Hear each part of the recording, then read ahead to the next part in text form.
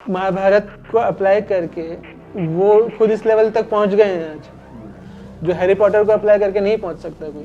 But जब उनको पता चलता है कि कर्ण ने ये प्लेज लिया है कि मैं युद्ध में अर्जुन का वध करूंगा, तब कुंती महारानी आती हैं कर्ण से बात करने के लिए। पांडवों के साइड से लड़ी, दुर्योधन का साथ छोड़ दी। कुंती महारानी एक मौके का फायदा उठाने वाली अपॉर्चुनिटिस्ट ऐसा दिखता है। Duryodhan is actually the founder of this victim card, inventor of this victim card. और कई बार ऐसा जो उनके डार्क कैरेक्टर से बताया जाता है कि he was involve in Draupadi के चीरहरण में इन्वॉल्व थे, अभिमन्यु के वध में भी इन्वॉल्व थे। How you see Karna as a hero और विलन? तर्को अप्रतिष्ठम श्रुतयो विभिन्न न सो मुनि यस्य मतम न भिन्न धर्मस्य तत्वम निहितम गुहायां महाजनो येन गतः सतम्। कि लॉजिक और रीजनिंग का तर्क का कोई, आप कुछ भी तर्क दे सकते हो, अब उसकी कोई प्रतिष्ठा नहीं है, उसके कोई लोकस स्टैंडर्ड नहीं है।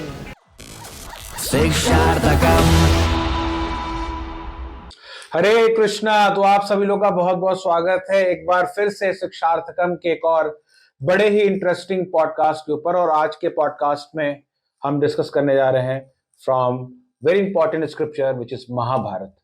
और आज हमारे बीच में हमारे एक बहुत स्पेशल गेस्ट हैं, हमारे बहुत सीनियर डिवोटी हैं, और हम अपने बीच में स्वागत करना चाहेंगे हिज ग्रेस सर्वमंगल गौर प्रभु जी का। प्रभु जी हरे कृष्णा, आपका बहुत बहुत स्वागत है। हरे कृष्ण प्रभु, थैंक यू सो मच। प्रभु जी वेरी एक्साइटेड। और सबसे पहले तो आपका बहुत बहुत धन्यवाद प्रभु जी की बिकॉज हम अगर अपने स्पिरिचुअल जर्नी की बात करें तो मुझे याद है कि 2015 में मैं स्पिरिचुअल लाइफ में आया था, और तब से प्रभु जी हम आपको फर्स्ट टाइम से वहाँ सुना था प्रभु जी। और इट्स रियली वेरी ऑनर कि हम आज आपके साथ बैठकर डिस्कस करने वाले हैं महाभारत के ऊपर। तो सबसे पहले तो प्रभु जी आपको बहुत बहुत कंग्रेचुलेशंस कि आपने कल कंदौला में टेम्पल इनॉग्रेशन किया, एक मंदिर बनाया आपने। और वहाँ पे कंदौला जो गांव है यूपी वेस्ट में गाजियाबाद के पास, तो उसके लिए आपको बहुत बहुत बधाइयाँ प्रभु जी कि आप वहाँ पर टेम्पल कंस्ट्रक्शन करा के संकीर्तन और प्रभुपाद जी की पुस्तकों को, भगवद गीता का डिस्ट्रीब्यूशन करवा रहे हैं और युद्ध स्तर पर कार्य जारी करवा रहे हैं। तो आपको बहुत बहुत शुभकामनाएं प्रभु जी। सबसे पहले थैंक यू, आपने मुझे इतना इस योग्य समझा कि मैं कुछ मीनिंगफुल आप लोगों को शेयर कर सकूँ अपना नॉलेज।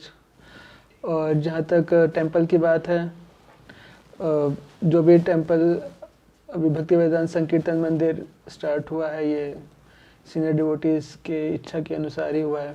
मेरा रोल तो उसमें बहुत कम है, बाकी हमारे साथ टीम जुड़ी हुई है कई सारे भक्तों की, वो लोग प्रचार के लिए काफ़ी मेहनत कर रहे हैं। हिज ग्रेस सुंदर गोपाल प्रभु जी का उसमें विजन है, मिशन है, गाइडेंस है पूरा, तो उन्हीं के और सारे भक्तों के प्रयास से, प्रभुपाद जी के और गुरु महाराज जी के आशीर्वाद से सारा कुछ हो रहा है। इट्स योर ग्रेटनेस प्रभु जी कि आप क्रेडिट जो है सीनियर डिवोटीज को और गुरु परंपरा को दे रहे हैं। और हमने ऐसा सुना है प्रभु जी कि जो आपकी टीम है अभी यूपी वेस्ट के करीब 40 गांवों के अंदर आप जो है भगवद गीता का प्रचार प्रसार कर रहे हैं, संकीर्तन को फैला रहे हैं। तो कैसा एक्सपीरियंस है प्रभु जी अभी आपका? क्या स्कोप दिखता है आपको विलेजेस में, और क्या नीड है उसका? अगर आप शॉर्ट में थोड़ा अगर अपने एक्सपीरियंस से बताएं कुछ। देखिए, नीड तो बहुत ज़्यादा है, और स्पेशली यंगर जनरेशन जो है वो नशे की तरफ ज़्यादा अग्रसर हो रही है। तो हमें बहुत सारे भक्तों की ज़रूरत है जो इस प्रचार के कार्य को आगे बढ़ा सकें। सिटीज़ में ग्लैमर थोड़ा ज़्यादा है, विलेजेस में अपॉर्चुनिटी सेवा की बहुत ज़्यादा, लेकिन उतना ज़्यादा ग्लैमर नहीं है। तो लेकिन वहाँ पे नीड बहुत ज़्यादा है गांव के अंदर स्पेशली। और युवा लोग जो हैं वो गलत आदतों में पड़ रहे हैं। स्पेशली हमारे प्रोग्राम्स में भी जो है हम प्रयास कर रहे हैं युवाओं को भी अप्रोच करने का, तो काफ़ी नीड है। और लेकिन रिस्पांस ओवरऑल अगर देखें तो बहुत ही अच्छा है। एक वैक्यूम सा क्रिएट हो रहा था वहाँ पर गांव के अंदर ही लोग अपनी संस्कृति को भूलते जा रहे थे। हरिनाम संकीर्तन, श्रीमद् भागवतम, इसके मतलब इसका प्रचार कम हो रहा था ग्रेजुअली। बट हम जब गए हैं तो हमें काफ़ी अच्छा रिस्पांस है, और लोग जो है वो रिजुविनेटेड फील कर रहे हैं, स्पिरिचुअली एनलाइवेंड फील कर रहे हैं। और लगभग 10,000 भक्त उस प्रोग्राम में पार्टिसिपेट किए कल। 10,000 से ज़्यादा भक्त। जैसे 6 दिन का प्रोग्राम था जी। उसमें कथा भी थी और उसमें नाम यज्ञ भी था, और भक्ति वेदांत संकीर्तन मंदिर का इनॉग्रेशन था जी। तो बहुत ही एक अच्छा फेस्टिवल हुआ। तो मुझे काफ़ी खुशी है कि मतलब मैं कुछ थोड़ा बहुत कंट्रीब्यूट कर पा रहा हूँ प्रभुपाद जी के लिए। तो ये अब 10,000 लोगों को भगवद गीता के संदेश से जोड़ रहे हैं, बहुत बड़ा कंट्रीब्यूशन है। और हमारे जो व्यूअर्स देख रहे हैं, अगर आप में से कोई यूपी वेस्ट या उत्तर प्रदेश के गाँव में रहते हैं, अगर अपने गाँव में भी आप इस प्रकार के प्रोग्राम अगर आप करना चाहते हैं तो आप हमें संपर्क करें, हम प्रो जी की टीम से संपर्क करेंगे और आपको उनसे आप भी कुछ हेल्प कर सकते हैं, विलेज प्रीचिंग में हमें कंट्रीब्यूट कर सकते हैं। इसके लिए प्रो जी आप रुद्रपुर में भी काफ़ी एक्टिव हैं, हमने सुना है। जो रुद्रपुर में भी आप एक गुरुकुल आपके मार्गदर्शन में वहाँ पर गौरांग शिक्षा मंदिर वहाँ पर फंक्शनिंग है और आप वहाँ पर मंदिर कंस्ट्रक्शन भी करा रहे हैं, तो उसका कुछ एक्सपीरियंस आप बताना चाहें कैसा? अभी वहाँ पर टेंपल कंस्ट्रक्शन स्टार्ट नहीं हुआ है रुद्रपुर के अंदर, रुद्रपुर में, बट हमारा प्रचार वहाँ पर बढ़ रहा है, बहुत जल्दी टेंपल कंस्ट्रक्शन वहाँ पे स्टार्ट होगा जी। देखिए पूरे भारत में ही, इनफैक्ट पूरे विश्व में आप जाएं तो जैसे श्रील भक्तिसिद्धांत सरस्वती ठाकुर कहते थे कि there is only one thing that is lacking in this world and that is Krishna consciousness. Krishna भावनामृत की कमी है। लोग कुछ भक्ति से जुड़े हुए हैं, आजकल यूट्यूब सोशल मीडिया भी काफ़ी एक्टिव है, बट फिर भी एक कैसे सिस्टमेटिकली आगे बढ़ें और हायर रियलाइजेशंस को अचीव करें अपने रियल लाइफ में, उसके लिए एक सिस्टमेटिक तरीके से आगे बढ़ने की ज़रूरत होती है। तो इस्कॉन के माध्यम से और गुरु परंपरा के आशीर्वाद से हम लोग प्रयास कर रहे हैं। तो आपका जो गुरुकुल है प्रोड्यूस के बारे में अगर आप शॉर्ट में बताएं, कैसा, अगर किसी व्यक्ति को इसमें एडमिशन लेना है या किसी को पता करना है? वहाँ पे हैं डिवोटीज, जगबंधु राम प्रभु हैं, तो आप उनसे कांटेक्ट कर सकते हैं जी। ओके, थैंक यू प्रो जी। और इससे पता चल रहा है कि आप किन किन लेवल्स पे प्रचार करने का संघर्ष कर रहे हैं, इतना कर रहे हैं। So coming back to a topic, और आज का जो हमारा टॉपिक ऑफ डिस्कशन है महाभारत के ऊपर हम बात करना चाहते हैं प्रो जी। तो पहले तो प्रो जी हम यही पूछना चाहेंगे कि जो महाभारत है उसका क्या इम्पोर्टेंस है आज की डेट में, बिकॉज महाभारत को कई लोग मिथोलॉजी बताते हैं, कई लोग इसको एक इपिक के तरीके से बताते हैं, कुछ लोग बताते हैं कि ये इतिहास है, कुछ लोग बताते हैं कि ये पुराण है, श्रुति स्मृति है। तो महाभारत वैदिक लिटरेचर के कॉन्टेक्स्ट में इसका क्या रोल है, इसका कितना इम्पोर्टेंस है हमारे लिए? कि बहुत बड़ा रोल है महाभारत का जी। इसलिए महाभारत जो है ये स्मृति शास्त्र में इसको माना जाता है। महाभारत की रचना स्वयं भगवान व्यासदेव जी ने की है। व्यासदेव जो स्वयं भगवान नारायण के ही अवतार हैं। जी। नारायण ही जब भगवान जो है वो ग्रंथों का निर्माण करते हैं, ग्रंथों को लिखने का कार्य करते हैं समाज के कल्याण के लिए, तो भगवान व्यासदेव का रूप धारण करते हैं। तो व्यासदेव जो भगवान कृष्ण के या नारायण के ही शक्तिवेश अवतार हैं। तो महाभारत की रचना व्यासदेव जी के द्वारा की गई है। इनफैक्ट महाभारत को पंचम वेद भी कहा जाता है। जी, पंचम वेद।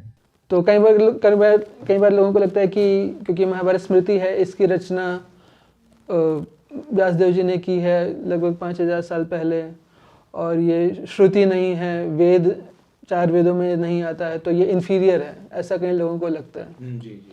बट ये एक मिसकंसेप्शन है। महाभारत को पंचम वेद कहा गया है। जब उसके साथ वेद वर्ड जोड़ा गया है, इसका मतलब ही ये है कि उसकी जो इम्पोर्टेंस है वो वेदों से कम नहीं है किसी भी एंगल से। महाभारत की इम्पोर्टेंस इनफैक्ट अगर प्रैक्टिकल लेवल पे देखें तो वेदों से ज़्यादा उसकी इम्पोर्टेंस आज के समय में हो जाती है। क्यों?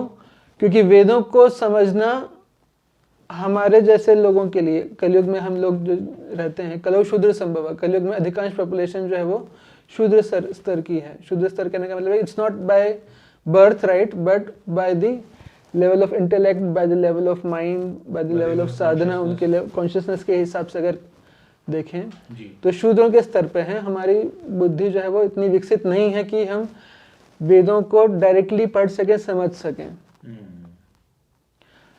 तो ये गैप व्यासदेव जी ने देखा जैसे द्वापर युग प्रारंभ हुआ और उसके जब जैसे जैसे प्रोसीड हुआ, तो उन्होंने देखा कि लोगों की इंटेलेक्चुअल और मेंटल कैपेसिटी, कॉन्शियसनेस की जो कैपेसिटी है वो कम होती जा रही है। लोग ज़्यादा रजोगुण और तमोगुण में ज़्यादा आ रहे हैं, सत्वगुण का कंटेंट वो कम हो गया है। तो इसलिए they are not capable to first of all read that Vedic language also. उसको पढ़ने के लिए भी वो योग्य नहीं है और समझना तो बहुत दूर की बात है। और जो बहुत हाईली ब्राह्मणिकल इंटेलिजेंस वाले लोग हुआ करते थे पहले के समय में, वही वेदों को पढ़ सकते थे, समझ सकते थे। तो इन कोर्स ऑफ टाइम ये देखा गया कि उसको समझने की कैपेसिटी लोगों में नहीं है, बट वो कंसेप्ट्स वेदों के, वो प्रिंसिपल्स वेदों के, वो समझना ज़रूरी है लाइफ में ग्रोथ के लिए, जी। धर्म के पालन के लिए। उन प्रिंसिपल्स को, उन सिद्धांतों को समझना बहुत ज़रूरी है। तो इसलिए व्यासदेव जी ने महाभारत की रचना की, जिससे कि कॉमन लोग भी, regardless of their social stature, regardless of their spiritual stature, वो उस हायर नॉलेज को एक्सेस कर सकें। तो उसको व्यासदेव जी ने एक पोएट्री फॉर्म में कंपोज किया, ओके, महाभारत को। और उसमें जैसे अलग अलग राजाओं का इतिहास है। महाभारत के जो सेंट्रल थीम है ऑफ कोर्स वो पांडवों का जो है, उसको बेसिस बनाकर उन्होंने वेदों के नॉलेज को प्रेजेंट किया व्यासदेव जी ने, पांडवों की लीला को। और भगवान श्री कृष्ण का रोल उसमें एक सहायक का है, मेंटर का रोल है, एक सपोर्टर, एक असिस्टेंट है भगवान कृष्ण स्वयं युधिष्ठिर महाराज के पांडवों की उसमें। हालांकि ये क्लियरली एस्टेब्लिश है कि कृष्ण परम भगवान है, परमेश्वर है, सुप्रीम है, परम सत्य, परम ब्रह्म जिसको बोला जाता है, वही श्री कृष्ण है। लेकिन फिर भी एक लीला के तहत वो रोल प्ले कर रहे हैं, किसका? एक पांडवों के सहायक, अपने भक्तों के सहायक का रोल भगवान प्ले कर रहे हैं। तो उसको सेंट्रल थीम बनाकर, और जो महाभारत की जो लड़ाई हुई थी कुरुक्षेत्र में, जिसमें कौरवों की तरफ से, पांडवों की तरफ से 18 अक्षौहिणी सेना जो सम्मिलित हुई थी, तो उस युद्ध को भी एक बेसिस रखा गया है। और उसका जो एसेंस है महाभारत का, वो भगवत गीता है। तो वो उसको एसेंस बनाकर, उसको बेसिस बनाकर, उसको थीम बनाकर, वही वेदों के सारे कंसेप्ट्स को उसमें प्रस्तुत किया गया है। अगर आप ध्यान से पढ़ेंगे, उसकी शुरुआत में ही ग्रंथ का जो उपक्रम आता है, उसका जो एक सिनॉप्सिस आता है, उसमें क्लियरली मेंशन है कि इसमें क्या क्या वर्णन है। इसमें ज्योतिष का भी वर्णन है, इसमें धर्मशास्त्र का वर्णन है, इसमें न्याय का वर्णन है, उसमें कर्मकांड का वर्णन है, उसमें ज्ञान कांड का वर्णन है, अलग अलग आश्रमों के नियम बताए गए हैं, अलग अलग वर्णों के जो नियम है बताए गए हैं, स्त्रियों को क्या करना चाहिए, पुरुषों को क्या करना चाहिए, अलग अलग मातृधर्म, पितृधर्म, सारे प्रकार के धर्मों का वर्णन है। धर्म अर्थ काम मोक्ष कैसे प्राप्त करना चाहिए उसका वर्णन है, और भक्ति का भी वर्णन है उसमें हालांकि, लेकिन वो बहुत ही कम है, तो कई बार वो मिक्स हो जाता है। तो इसके लिए अलग से श्रीमद् भागवतम की रचना की गई, अल्टीमेटली व्यासदेव जी के द्वारा ही, जो अल्टीमेट नॉलेज है। लेकिन महाभारत में एक ओवरऑल जनरल सोसाइटी के लिए सारी चीज़ जो भी हम एक्सपेक्ट करते हैं, जो भी वैल्यूज हम देना चाहते हैं लोगों में, एक आइडियल सोसाइटी में सिटीजन्स में क्या क्वालिटीज होनी चाहिए, क्या उनकी एथिक्स होनी चाहिए, क्या मॉरल्स होने चाहिए, क्या वैल्यूज होने चाहिए, उसको अच्छी तरीके से महाभारत में पांडवों की कथा को बेसिस बनाकर समझाया गया। हालांकि उसमें और भी पुरानी जनरेशन्स का भी वर्णन है, कुछ भविष्य की जनरेशन्स का भी वर्णन है, बट मोर और लेस मोटा मोटे तौर पे पांडवों की लीला को बताया गया।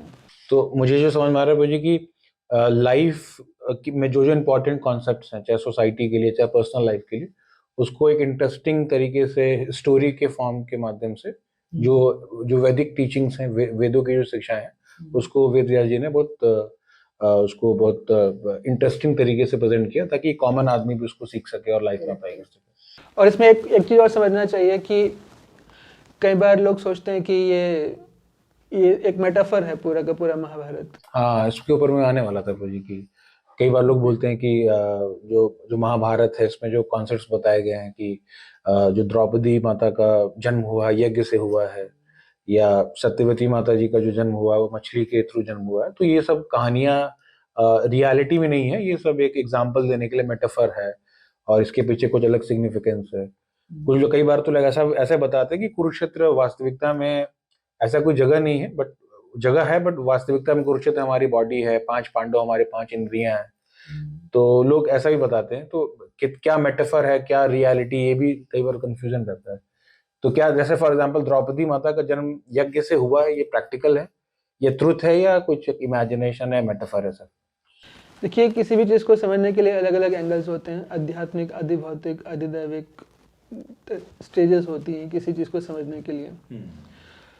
तो द्रौपदी का जन्म यज्ञ से हुआ और अग्नि से हुआ, तो ये it's a fact, basically its actual, it's real. तो अगर इस थोड़ा सा अगर एट द सेम टाइम इसके और भी डीपर मीनिंग भी हैं, but deeper meaning doesn't contradict this fact कि द्रौपदी अग्नि से प्रकट हुई, यज्ञ से प्रकट हुई। इस फैक्ट को वो स्पिरिचुअल एंगल या आध्यात्मिक एंगल उसको कॉन्ट्राडिक्ट नहीं करता। तो जैसे अगर हनुमान जी ने पहाड़ लेके, संजीवनी पर्वत लेके वो हिमालय से लंका गए, और उन्होंने, ऐसा भी हम सुनते हैं कि हनुमान जी बचपन में उन्होंने सूर्य को निगल लिया था वो फ्रूट समझ के। तो कई आज की डेट में जो स्पिरिचुअलिस्ट हैं, they are very well known, they are very well famous, तो वो बताते हैं कि ये सब तो एक टाइप का मेटाफर है, शिक्षा देने का प्रयास है, बट ये रियलिटी में नहीं है। तो बट यू आर सेइंग कि इट इज फैक्ट आल्सो, और उसके साथ टीचिंग्स भी जो बता रहे हैं वो भी टीचिंग्स भी है, बट ये डिनाइनेबल, ये अनडिनाइबल है कि ये गलत नहीं है, ये कोई मिथ नहीं है। ये मिथ नहीं है, ये झूठ नहीं है, दैट इज रियल। अगर बताया गया है कि हनुमान जी ने पहाड़ को उठाया तो एक्चुअल में उन्होंने पहाड़ को उठाया। अगर कृष्ण ने गिरिराज गोवर्धन को उठाया तो उन्होंने एक्चुअल में उठाया। ऐसा नहीं कि कृष्ण जो है वो बर्डन उठा लेते हैं, दूसरे की रिस्पॉन्सिबिलिटी उठा लेते हैं। ये कंसेप्ट समझाने के लिए उन्होंने ये गोवर्धन पहाड़ की एनालॉजी ले ली। तो वो तो भगवान तो बर्डन उठाते हैं, गीता में भी भगवान बोलते हैं कि अनन्यश्चिन्तयन्तमां ये जनाः पर्युपासते तेषां नित्याभियुक्तानां योगक्षेम वहाम्यहम्। वो तो है, that's a fact, but it's not just कि ये बर्डन उठा लेते हैं और अपने आप चीज़ें हो जाती है। It's not that. वो तो है ही, इसके साथ साथ ये भी है कि पहाड़ भी उठाया उन्होंने एक्चुअल, हनुमान जी ने भी एक्चुअल पहाड़ उठाया। तो मुझे लग रहा है कि हम अपने नॉर्मल बुद्धि से, लॉजिक से समझ नहीं पाते, तो हम उसको कह देते हैं कि मेटाफर है। हाँ एग्जैक्टली, ये समझ सकते हैं। वो क्या है कि हम लोग इतने ज़्यादा कंडीशनड हो चुके हैं। एक कूपमंडूक न्याय होता है न्याय शास्त्र में, जिसको एक डॉक्टर फ्रॉग के एग्जाम्पल, बचपन में कहानी पढ़ते थे एक कुएं के मेंढक की, कि कुएं में मेंढक होता है, वो सोचता है कि जो है मेरे आसपास जितना कुआं में देख रहा हूँ इतना ही संसार है। तो समुद्र का मेंढक कभी उसमें गिर जाता है, आ जाता है कई बार, तो वो सोचते हैं कि अरे ये कहाँ से आ गया ये, और ये जो बातें कह रहे हैं कि मैं समुद्र से आया हूँ, ये वो ये सब कल्पना, कुएं का मेंढक कभी इमेजिन नहीं कर सकता, वो इमेजिन नहीं कर सकता। तो कई बार जो है वो एक्चुअली प्रोपेगेंडा भी इतना ज़्यादा हुआ है ब्रिटिश टाइम से, और उस ब्रिटिश प्रोपेगेंडा को आगे भी कंटिन्यू किया गया कंसिक्वेंट ग्लोबल मूवमेंट्स के द्वारा, लेफ्टिस्ट्स और इनके द्वारा इतना कंट्रोल किया गया। ये काल का प्रभाव था जी, क्योंकि भारत के अंदर इतने विदेशों से आक्रमण हुए, उस कारण से जो है पीपल वर लेफ्ट वंडरिंग कि ये हो क्या रहा है, हमारी पूजा पाठ काम क्यों नहीं रही है, how somebody from outside can come and destroy our so many temples, Ram मंदिर या कोई भी, how can it happen? So they were searching for answers. और तो आंसर उन्होंने ये अपने दिमाग से लगाया कि ये जिसमें ग्रंथ में बातें की गई पूजा पाठ की, ये सब मिथ्स हैं, और इसमें जो कथाएं बताई गई हैं सब मिथ्स हैं। ये सब टीचिंग देने के लिए अच्छी अच्छी बातें बताई गई हैं। हाँ, जैसे पंचतंत्र की कहानी होती है, उसमें शेर, चीता और भालू और लोमड़ी से बात करते हैं और शेर उड़ता है, इस तरीके की बातें।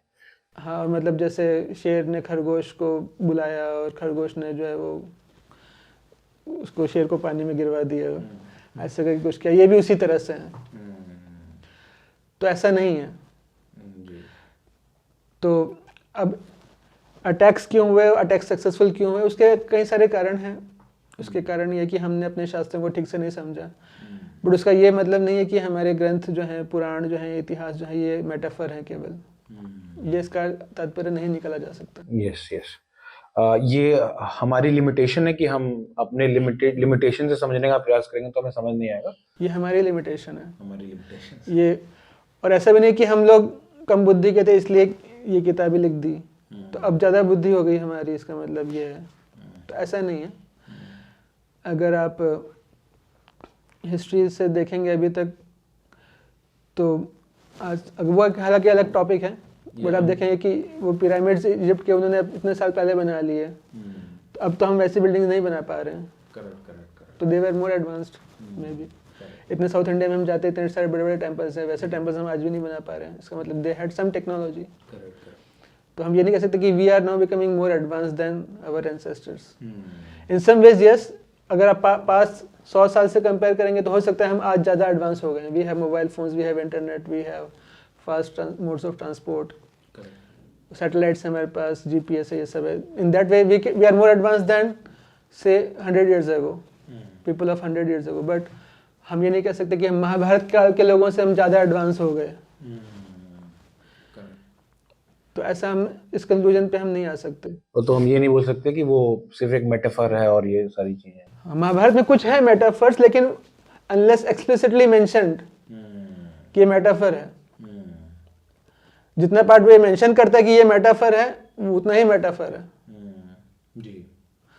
और जितना पार्ट वो एज ए फैक्ट मेंशन कर रहा है, उतना वो फैक्ट है.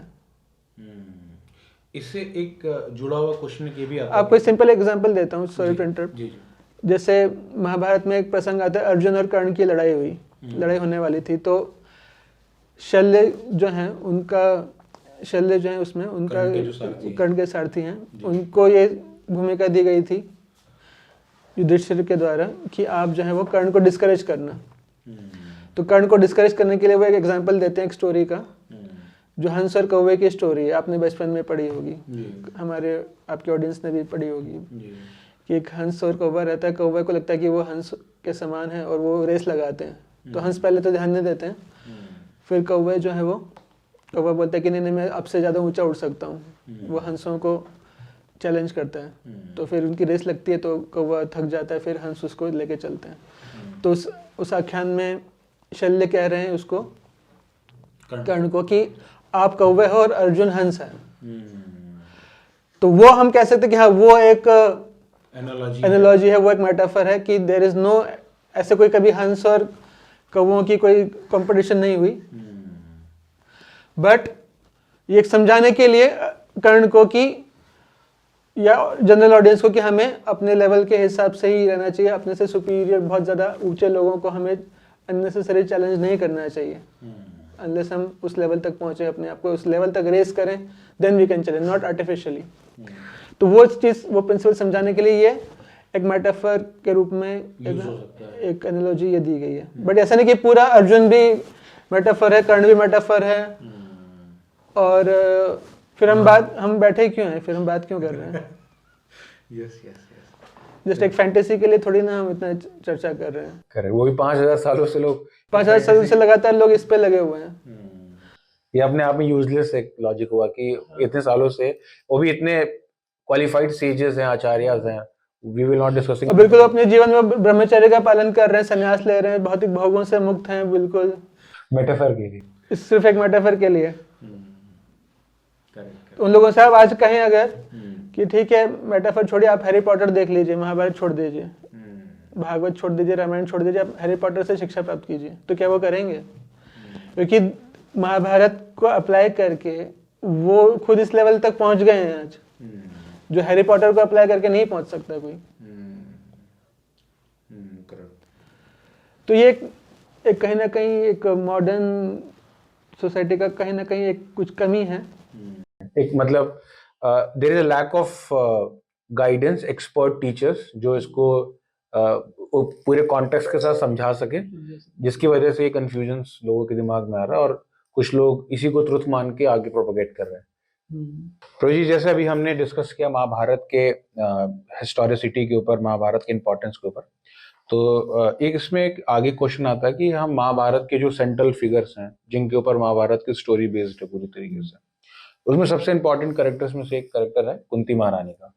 और कुंती महारानी को भागवतम के अंदर भी बहुत as a great, one of the greatest devotee के रूप में दिखाया गया है. फर्स्ट कैंटो में उनकी प्रेयर्स काफी डिवोटीज पढ़ते हैं. बट अगर हम उनके पर्सनल लाइफ को देखें तो उनको दुर्वासा मुनि के द्वारा बेनेडिक्शन था कि वो किसी भी देवता का आवाहन करके उनसे पुत्र प्राप्त कर सकती हैं. तो कर्ण की प्राप्ति उनको होती है सूर्य देवता के माध्यम से. बट क्योंकि उनका विवाह नहीं हुआ था कर्ण के जन्म के समय, तो सामाजिक लोक लज्जा की वजह से वो कर्ण का त्याग कर देती हैं, उनको नदी में उनको बहा देती हैं. पॉइंट ये है प्रोजी की बिकॉज उस समय वो प्रिंसेस थी, उनके पास काफी पावर था, दुर्वासा मुनि भी थे, वो भी बेनेडिक्शन जिन्होंने दिया था, तो वो भी आके क्लेम कर सकते थे कि कुंती का जो character that is very pure. But चूंकि कुंती महारानी ने ऐसा काम किया जिसकी वजह से कर्ण के साथ शुरू से इंजस्टिस हुआ, उनको जो है जो अधिकार जो राइट्स उनको मिलते हैं as a son of Kunti Maharani, as A royal सन, वो उनको नहीं मिला कभी। और जब हम देखते हैं कि कर्ण जब बड़े हो जाते हैं, उनके पास कवच कुंडल रहता है, जब इनिशियली उनको फेम भी मिलने लगता है, तो उस समय भी कुंती महारानी वहां पर ये उनको बताने नहीं आते कि यू आर माई सन। और उनके साथ बहुत डिस्क्रिमिनेशन होता है सूत पुत्र कह के। इवन कई लोग बताते हैं कि द्रौपदी ने भी उनका डिस्क्रिमिनेशन किया, उनको उपहास उड़ाया कि सूत पुत्र से मैं विवाह नहीं करूंगी। तो सूत पुत्र के नाम से उनको हर जगह पे उनके साथ अन्याय होता है। बट कुंती महारानी कभी सोसाइटी को ये बताने नहीं आती कि हमारा बेटा है। बट जब उनको पता चलता है कि कर्ण ने ये प्लेज लिया है कि मैं युद्ध में अर्जुन का वध करूंगा, तब कुंती महारानी आती हैं ये कर्ण के से बात करने के लिए कि आप हमारे बेटे हैं और आप पांडवों के साइड से लड़िए, दुर्योधन का साथ छोड़ दीजिए। तो अगर हम होल सिनेरियो को देखें तो क्या कुंती महारानी एक मौके का फायदा उठाने वाली या एक अपॉर्चुनिटिस्ट टाइप का ऐसा दिखता है। Although she is not, she is a very great devotee, but ऐसा लगता है कि वो अपने स्वार्थ के लिए कर्ण के पास आई थी, और शुरू में जब उनको बताना चाहिए था, स्टैंड लेना चाहिए था, वहां पर उन्होंने स्टैंड नहीं लिया।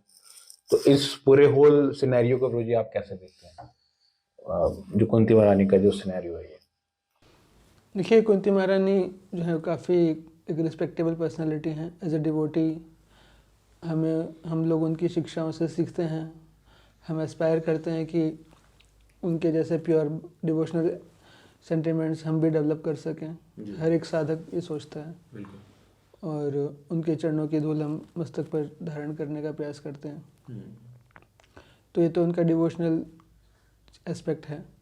एट द सेम टाइम अगर उनकी पर्सनल लाइफ की अगर हम बात करें तो वो तो देखिए, वो बहुत एक हाई सोल्ड लेडी हैं। वो हमेशा धर्म के बारे में सोचती हैं ज़्यादा कि क्या सही रहेगा। अगर बचपन पहले से बात करें, शुरुआत से, कर्ण के जन्म से पहले, तो उनको एक बेनेडिक्शन मिला है जो कि सुना नहीं गया कभी इस तरह का। और वो भी एक टीनेजर बच्ची की तरह ही है काफ़ी कुछ, जब उनको ये वरदान मिला है। तो it's natural to have that curiosity.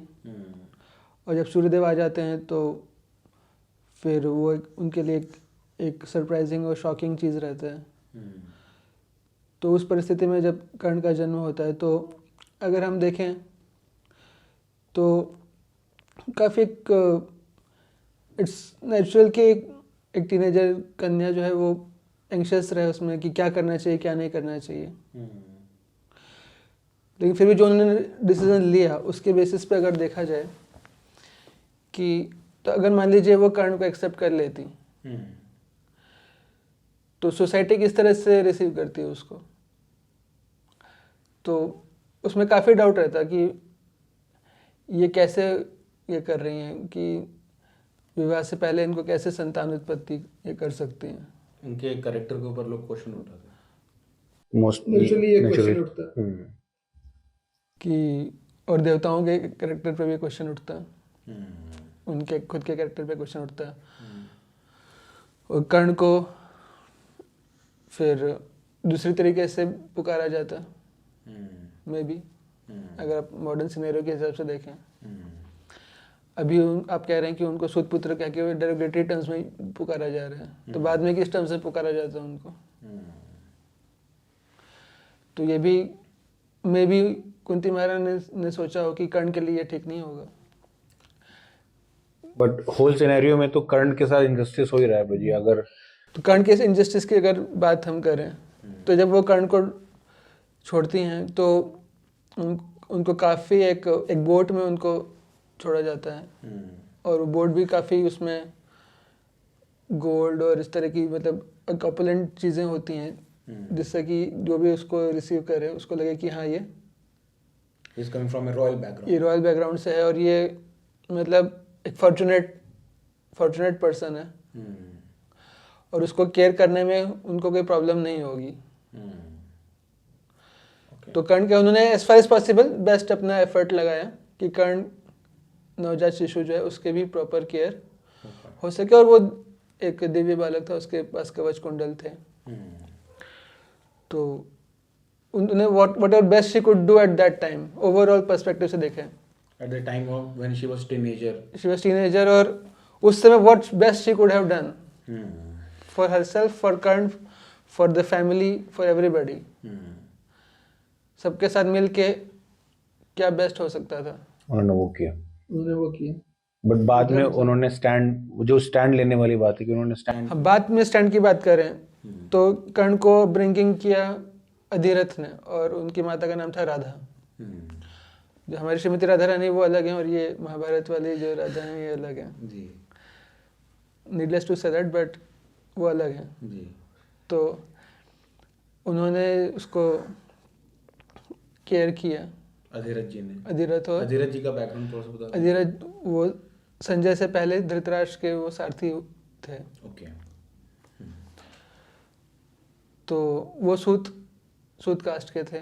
सूत मतलब कि जो ब्राह्मण कन्या और क्षत्रिय पुरुष के यूनियन से जो संतान उत्पन्न होता है वो सूत कहा जाता है। जी जी। उन्होंने उसका अपब्रिंगिंग, कर्ण का अपब्रिंगिंग किया था अपने पुत्र की तरह, तो इसलिए कर्ण को सूतपुत्र कहा जाता था। उसको राधे भी कहा जाता था, बिकॉज उनकी मदर का नाम राधा था। तो it was not a derogatory term the way we think of it as now. और अब देखें अगर शास्त्रों में, तो महाभारत का प्रवचन कौन कर रहा है सबसे पहले, और जो हमारे 18 पुराण हैं वो कौन चर्चा कर रहा है उनकी। जो सूत गोस्वामी हैं, रोमहर्षण जी के जो कुछ पुराण जो है वो रोमहर्षण बोल रहे हैं जो सूत हैं, और उनके पुत्र उग्रश्रवा जो हैं जो श्रीमद् भागवतम बोल रहे हैं, तो वो सूत हैं। उनसे 88,000 ऋषि नैमिषारण्य में कथा सुन रहे हैं, जो कि ब्राह्मण कास्ट के हैं, सारे जी ब्राह्मण हैं। तो ब्राह्मण लोग भी एक सूत कास्ट के व्यक्ति से सुन रहे हैं नीचे जमीन पर बैठकर, और उसको अव्यासासन पे बैठाया हुआ है। तो it's not a derogatory thing to be in सूत पुत्र होना। और डेरोगेशन की जहाँ तक बात करें तो क्षत्रियों के समाज में महाभारत की अगर हम बात करें तो कई बार ब्राह्मणों को भी रिडिक्यूल किया गया। तो जब द्रौपदी स्वयंवर में जब अर्जुन ब्राह्मण के वेश में आए थे तो क्षत्रिय लोग उनका उपहास उड़ाए उस समय। When at the time of Drupad, Drupad ने जब ब्राह्मण से विवाह को एग्री कर गए और द्रौपदी भी एग्री कर गई, तो सारे राजा जरासंध, कर्ण और दुर्योधन ये सब लोग ब्राह्मणों से लड़ाई करने लगे उस समय वो डेरोगेटरी टर्म्स यूज करने लगे, कहने लगे कि आप लोग क्यों ये कर रहे हैं, आप लोग अपना भजन पूजन करिए, आप ये कहाँ ये इसमें आ गए स्वयंवर में। तो डेरोगेशन तो कोई किसी को कैसे भी कर सकता है। सो इट्स नॉट कि आप हर जगह उसको एक कास्टिस्ट एंगल से देखें। कर्ण की अगर हम बात करें, कर्ण को पूरा एजुकेशन का मौका दिया गया, और चूंकि उनके पिता सेम कुरुवंश की फैमिली में ही थे, कर्ण को सबसे पहले, एक बात बहुत कम लोग जानते हैं क्योंकि जनरली लोग टीवी सीरियल से ज्ञान लेना पसंद करते हैं, क्योंकि टीवी सीरियल में बैकग्राउंड म्यूजिक भी होता है बढ़िया वाला, और अच्छा एक एक्टिंग बहुत अच्छे से करते हैं, इफेक्ट्स वगैरह होते हैं। तो उसमें ऐसा दिखाया गया कि I will refer to that previous B.R. Chopra ji वाला महाभारत। उसमें बताया गया कि कर्ण जो शिक्षा प्राप्त करने जाता है, द्रोणाचार्य कुछ कर रहे होते हैं और वो उसको मना कर देते हैं साफ कि मैं तुम्हें नहीं सिखाऊंगा। But that's not a fact. Fact ये है कि उसको शिक्षा दी गई थी द्रोणाचार्य के द्वारा ही, कर्ण को भी, और सारे पांडवों के साथ, कौरवों के साथ ही उसको शिक्षा दी जा रही थी। और उस समय होता यह है कि अर्जुन सबसे ज्यादा एक्सेल कर रहे होते हैं, और कर्ण जो है वो अर्जुन को हराना चाहते हैं। अर्जुन द्रोणाचार्य के भी फेवरेट स्टूडेंट होते हैं। तो वो सोचते हैं, कर्ण सोचते हैं कि मैं कैसे अर्जुन से युद्ध करूं, अर्जुन को चैलेंज में कैसे करूं। अब पांडवों के साथ रहूंगा तो चैलेंज नहीं कर पाऊंगा, तो पांडवों के अगेंस्ट में कौन है, दुर्योधन है, तो दुर्योधन से वो फ्रेंडशिप कर लेते तभी, फॉर चैलेंजिंग अर्जुन। क्योंकि he wants to be known as number one, he wants to defeat Arjun. For his name fame. For his name fame, he wants to be known as the greatest archer. सर्वश्रेष्ठ धनुर्धारी अपने आप को कहलवाना चाहते हैं, accept करवाना चाहते हैं, इस वजह से। तो उस चक्कर में फिर वो दुर्योधन के साथ आ जाते हैं, फिर दुर्योधन की संगत का असर उन पे पड़ता है पूरी तरीके से। तब फिर जब द्रोणाचार्य अर्जुन को ब्रह्मास्त्र का विद्या देते हैं और किसी और को नहीं देते। अब चूंकि कर्ण अर्जुन को चैलेंज करना चाहते हैं तो कर्ण द्रोणाचार्य के पास जाते हैं और कहते हैं कि मुझे भी ब्रह्मास्त्र दीजिए, आपने अर्जुन को दिया तो मुझे भी दीजिए।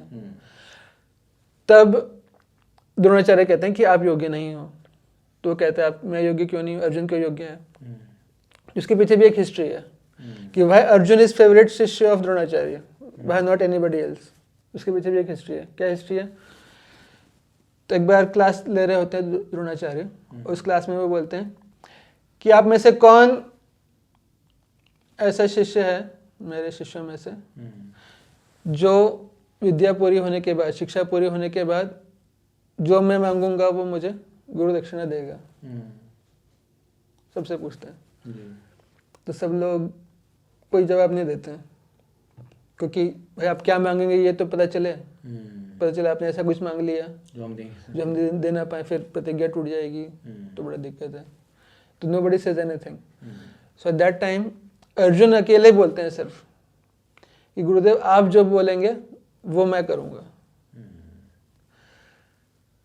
100 पांडव, 100 कौरव, 5 पांडव, बाकी जितने भी हैं और भी थोड़े बहुत, अश्वत्थामा, कर्ण, ये सब मिला के केवल एक अर्जुन होते हैं ऐसा जो बोलते हैं कि गुरुदेव आप जो बोलेंगे मैं वो करूंगा। So by that gesture, Dronacharya becomes very pleased. देखिए ये मेरा शिष्य है, ये मतलब बेस्ट है मेरा। तो तब ये कहते हैं कि मेरे सारे शिष्यों में से अर्जुन को मैं अपना बेस्ट जो मेरे पास है कुछ भी नहीं छुपाऊंगा उस अर्जुन से। Whatever I have सारा मैं उसको दे दूंगा नॉलेज। बाकियों पे मैं अपने बुद्धि विवेक का इस्तेमाल करूंगा कि कौन लायक है, कौन नालायक है। तो लेकिन अर्जुन चूंकि वो is fully ready to surrender, fully ready to follow my instruction, जो मैं बोलूँगा करने के लिए रेडी है fully, and without any pre conditions. तो that's why Arjun is my best shishya. तो इसलिए फिर वो अर्जुन को बेस्ट नॉलेज देते हैं, तो वो कर्ण को पसंद नहीं आता फिर। तो शायद प्रभु जी इसीलिए अर्जुन जो कर्ण है वो परशुराम जी के पास तो अप्रोच। फिर बोलते कि आप मुझे ब्रह्मास्त्र नहीं देंगे, आपने अर्जुन को दे दिया, मुझे नहीं दिया। आप मुझे नहीं देंगे तो मैं किसी और से ले लूंगा। He is ready to leave his guru also. Which is fair enough, क्योंकि भाई मैं किसी स्कूल में जा रहा हूँ, मुझे अच्छा नहीं लग रहा है एजुकेशन वहाँ पे, तो मैं स्कूल चेंज, मुझे लग रहा है कि पार्शलिटी हो रही है, तो मैं जाऊँ दूसरे की जगह। तो परशुराम जी के पास जाते हैं। तो because of association with Duryodhan, Karna भी क्या होता है कि वो भी एक एक्सपर्ट बन चुके हैं विक्टिम कार्ड खेलने में। Victim card. Duryodhan is actually the founder of this victim card, inventor of this victim card. How? क्योंकि वो अपनी गलतियों के लिए, अपनी फेलियर्स के लिए वो खुद को दोष नहीं देते, वो दूसरे को दोष देते हैं। आप पांडवों के चरित्र में देखेंगे, वो अपनी गलती के लिए मोस्ट ऑफ द टाइम वो अपने आप को दोष देते हुए मिलेंगे आपको। युधिष्ठिर महाराज फॉर एग्जाम्पल, वो अपने आप को दोष देते हैं, अपनी जो whatever he is getting, he thinks himself to be the cause, कि मेरी गलती की वजह से ये हो रहा है, जबकि होता दूसरों की गलती की वजह से है। तो he is a firm believer in law of karma, Yudhishthir Maharaj. और दुर्योधन और इसकी जो टीम है, ये क्या सोचते हैं, हमारे मिसफॉर्चून के लिए कोई और जिम्मेदार है। धृतराष्ट्र भी ऐसे ही है। तो ये है विक्टिम कार्ड बेसिकली, हमारी प्रॉब्लम के लिए दूसरा जिम्मेदार है, ये सोच। तो कर्ण सोचते हैं कि मेरे साथ इसलिए भेदभाव हो रहा है क्योंकि मैं ब्राह्मण जाति से नहीं हूँ या मैं क्षत्रिय नहीं हूँ, इसलिए मेरे साथ भेदभाव हो रहा है। तो परशुराम जी के पास वो जाते हैं, उनको लगता है कि परशुराम जी भी, क्योंकि क्षत्रियों से तो वो उनका लड़ाई हो चुका था पहले, जी। तो फिर वो, क्योंकि क्षत्रिय को सिखाएंगे नहीं, हम्म, और हो सकता है मैं दूसरी कोई कास्ट बता दूंगा तो तब भी ना सिखाएं, हम्म, तो वो कह देते हैं कि मैं ब्राह्मण हूँ, हम्म, तो फिर उनके पास चले जाते हैं। जी। तो coming back to the Kunti Maharani question, हम्म, तो जब पहली बार फिर परशुराम जी के पास जाने के बाद जब पहली बार कर्ण का पदार्पण होता है, वो तब होता है जब पांडवों की कौरवों की शिक्षा पूरी हो चुकी है और वो लोग युद्ध कौशल दिखा रहे हैं हमने। अपना क्या क्या सीखा है हम्म, कौशल वो प्रकट कर रहे हैं वहाँ पर। जी। और वहाँ पे द्रोणाचार्य डिक्लेयर करने वाले होते हैं कि अर्जुन मेरा बेस्ट धनुर्धारी है और पूरे वर्ल्ड का बेस्ट है, हम्म, जो वो होते भी हैं। तो कर्ण फिर वहाँ पे प्रकट होते हैं, क्योंकि उनको पब्लिक में ये एस्टेब्लिश करना है कि अर्जुन से बेटर मैं हूँ। हम्म, और जो शो होता है वहाँ पे उसमें दोनों बराबर ही रहते हैं ऑलमोस्ट, हम्म, बट चूँकि दुर्योधन भी बुद्धिमान रहता है, हम्म, दुर्योधन को पता है कि हम 100 लोगों को तो हम 100 लोग मिलके बाकी 4 लोगों को हम हैंडल कर सकते हैं, भीम, युधिष्ठिर, नकुल सहदेव। नकुल सहदेव। हम्म, लेकिन अर्जुन की बराबरी का कोई है नहीं हमारी तरफ, हम्म, तो अर्जुन के लिए बराबर कौन मैचअप हो सकता है, कर्ण। तो कर्ण हो सकता है। तो इसलिए वो बचपन से कर्ण के दोस्त रहते हैं। ऐसा नहीं कि पहली बार उनकी मुलाकात तभी हुई, हम्म, ऐसा नहीं, हम्म, जो जैसे हम लोग सोचते हैं कि पहली बार शायद वहीं मिले होंगे रंगमंच में। तो उनके को Duryodhan was clear कि he was planning for war since very beginning. तो ऐसा नहीं कि उनकी मुलाकात पहली बार कर्ण और दुर्योधन की वो कॉन्वोकेशन के समय पे हुई, ऐसा नहीं है, ओके। पहले से उनकी दोस्ती थी। तो फिर उसमें फिर वो अपना राज्य भी देते हैं, और कर्ण हर तरीके से, फिर वो कथा हम लोग जानते ही हैं आगे। अब कुंती महारानी के ऊपर आते हैं, तो पहली बार में क्यों वो बोलती, वो ऑलरेडी वो दुर्योधन के साथ है और वो खुश है, वो चैलेंज कर रहा है इनको, अंदर अंदर वो सोचती हैं कि इनकी लड़ाई ना हो या झगड़ा सुलझ जाए जैसे तैसे करके, उसके लिए प्रयास चलते रहते हैं, बट वो कभी होता ही नहीं है। और कर्ण भी खुश है अपने जीवन में, बिकॉज उनको दुर्योधन का साथ मिल चुका, उनको नया राज्य मिल चुका है। शायद कौन सा राज्य था वो जी, अंगराज कर्ण। तो ही वॉज किंग ऑफ अंग। ही वॉज किंग, और ऐसा कोई पर्टिकुलर रीजन नहीं बनता था कि कुंती महारानी बीच में जाके बोले, जब वो देख रही है कि वो अधर्म के साथ खड़ा हुआ है, वो देख रही है ना कि वो अधर्म के साथ खड़ा हुआ है वो, तो उसको राजा बनाना तो धर्म के हिसाब से ठीक नहीं रहेगा,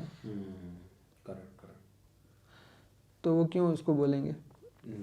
जब ये सिचुएशन आ जाती है कि अब तो कोई रिकंसिलिएशन हो ही नहीं पा रहा है, किसी ना किसी को मरना है, सारे रास्ते बंद हो चुके हैं, तब वो फाइनल अपना एक अटेम्प्ट करती हैं कि किसी तरह से लड़ाई रोकी जा सके, और कि वो खुद भी नहीं चाहते कि कर्ण मरे या अर्जुन मरे, कोई भी मरे, तो वो एक लास्ट कोशिश करती हैं कर्ण को अप्रोच करके। तो कर्ण थोड़ा ग्रे कैरेक्टर है, कुछ उसमें अच्छाइयाँ भी हैं, आई विल नॉट से कि वो पूरा ही बेकार है। तो कहता है कि ठीक है, आप अर्जुन को तो मैं नहीं छोड़ूंगा, युद्ध उससे करूंगा ही, या तो वो बचेगा या मैं बचूंगा, बट बाकी चारों के साथ जब मेरा युद्ध का मौका आएगा तब आई एम श्योर कि मैं उनके साथ फुल एनर्जी से युद्ध नहीं करूंगा, बाकी चारों के साथ, युधिष्ठिर, नकुल, सहदेव और भीम, उनके साथ मैं फुल एनर्जी से अपना फाइट नहीं करूंगा। ये प्रॉमिस किया था कर्ण ने। ये कर्ण ने कुंती महारानी को प्रॉमिस किया, बट कर्ण को अंदर ही अंदर ये पता चल चुका था, वो भी तब जब भगवान श्री कृष्ण ने अपना एक विराट रूप दिखाया कौरव राज्यसभा में, शांति दूत बन के जब भगवान गए थे उस अवसर पर, तब कर्ण को उस समय पता चल चुका था कि ये दुर्योधन भी हारेगा, मैं भी मरूंगा। उसको इंटरनली पता था।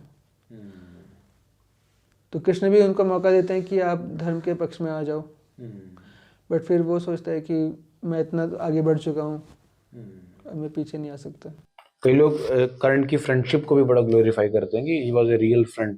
जैसे आपने बताया प्रो जी कि कर्ण का करेक्टर बड़ा ग्रे है, कुछ अच्छाइयाँ भी कुछ खराबियां भी हैं। तो हम जैसे देखते हैं कि ही वॉज वेरी, बहुत दानवीर कर्ण के नाम से भी जाना जाता है कि बहुत डोनेशंस देने में और फ्रेंडशिप के लिए भी उनको बहुत बोला जाता है। और कई बार ऐसा जो उनके डार्क कैरेक्टर्स में बताया जाता है कि he was involve in Draupadi के चीरहरण में इन्वॉल्व थे, अभिमन्यु के वध में भी इन्वॉल्व थे। तो how you see Karna as a hero और विलन? इसलिए ओवरऑल देखा जाए तो उनका विलन वाला पार्ट ज़्यादा है, ओके। जितना मैंने पढ़ा है और समझा है उसके हिसाब से। क्योंकि इनके जो भी प्रयास रहते हैं रिकन्सिलिएशन के, क्योंकि रिकन्सिलिएशन में कई टेक्निक्स अपनाई जाती हैं। पहले तो समझाया जाता है, साम दान दंड भेद सब प्रकार के तरीके अपनाए जाते हैं दुर्योधन को युद्ध करवाने से रुकवाने के लिए। तो एक तो भय दिखाया जाता है कि देखो अर्जुन बहुत महान योद्धा है, कोई भी अर्जुन को नहीं हरा पाएगा। तो दुर्योधन सोचता भी है कई बार कि यार रहने देते हैं युद्ध, बट कर्ण उसको नहीं मानने देता है। Because he Hmm. Personal intention कि फाइट हो, ताकि मैं अर्जुन को हरा सकूं और मैं अपने आप को एज ए सुप्रीम आर्चर के रूप में एस्टैब्लिश कर सकूं। और वन ऑन वन वो करेगा नहीं अर्जुन। कर्ण के चैलेंज करने से वो क्यों करेगा? वो अपनी हाई पोजीशन पे है। आजकल भी हम देखते हैं कि कोई बहुत महान पॉलिटिशियन होता है, मान लीजिए मैं बोलूँ या कोई और बोले उसको, बहुत नया व्यक्ति हो, कि आप मुझे इंटरव्यू दो, आप मेरे सवालों का जवाब दो, तो वो नहीं देगा। या 1-to-1 डिबेट करो, तो बहुत बड़ा व्यक्ति होगा तो नहीं करेगा, बराबरी का होगा तो करेगा। फॉर एग्जाम्पल यूएस इलेक्शंस का आप देखें करंटली जो चल रहे हैं, Donald Trump is not a part of GOP America में, जो रिपब्लिक पार्टी, उसके डिबेट में वो नहीं आते हैं। क्यों? क्योंकि वो सोचते हैं कि मैं इतना बड़े लेवल पे हूँ, why should I be challenged by. एक एग्जांपल के तौर पर बता रहा हूँ। तो अर्जुन अपने आप को बड़ा मानते हैं, वो भी उनकी एक डिप्लोमेसी है। तो कर्ण के चैलेंज करने से 1-on-1 फाइट में क्यों आएंगे, unless there is a big emergency. और बाकी वैसे भी बाकी लोग भी हैं डिस्करेज करने वाले 1-on-1 फाइट को। तो सिचुएशंस ऐसी बनती जाती हैं कि कर्ण चाहते हैं कि फाइट हो किसी तरीके से। दुर्योधन कभी पीछे भी हटते हैं तो वो भी कर्ण नहीं चाहते। जब प्रसंग आता है एक बार कि जब पांडवों का मजाक उड़ाने के लिए वो लोग, जब सब लोग जंगल में जाते हैं, पांडव वन में तकलीफ उठा रहे होते हैं, और कर्ण और दुर्योधन, दुशासन, शकुनी ये लोग देखने जाते हैं वनवास में। अच्छा। तो देखने जाते हैं कि क्या कर रहे हैं पांडव, उनका मजाक उड़ाते हैं। तो वो एंजॉय कर रहे होते हैं, तो गंधर्वों को अच्छा नहीं लगता। तो गंधर्व लोग जो है वो दुर्योधन के ऊपर अटैक करते हैं। और उस अटैक में जब अटैक होता है तब कर्ण जो है भाग जाते हैं दुर्योधन को छोड़ के। दुर्योधन को छोड़ के कर्ण भाग जाते हैं और दुर्योधन बंदी बना लिए जाते हैं। कर्ण उनको छुड़ा नहीं पाते। और फिर पांडव लोग आकर, युधिष्ठिर महाराज के एक दूत रहता है, वो पांडवों के पास जाता है, बोलता है कि दुर्योधन को बंदी बना लिया गंधर्वों ने, आप उसको छुड़ाइए।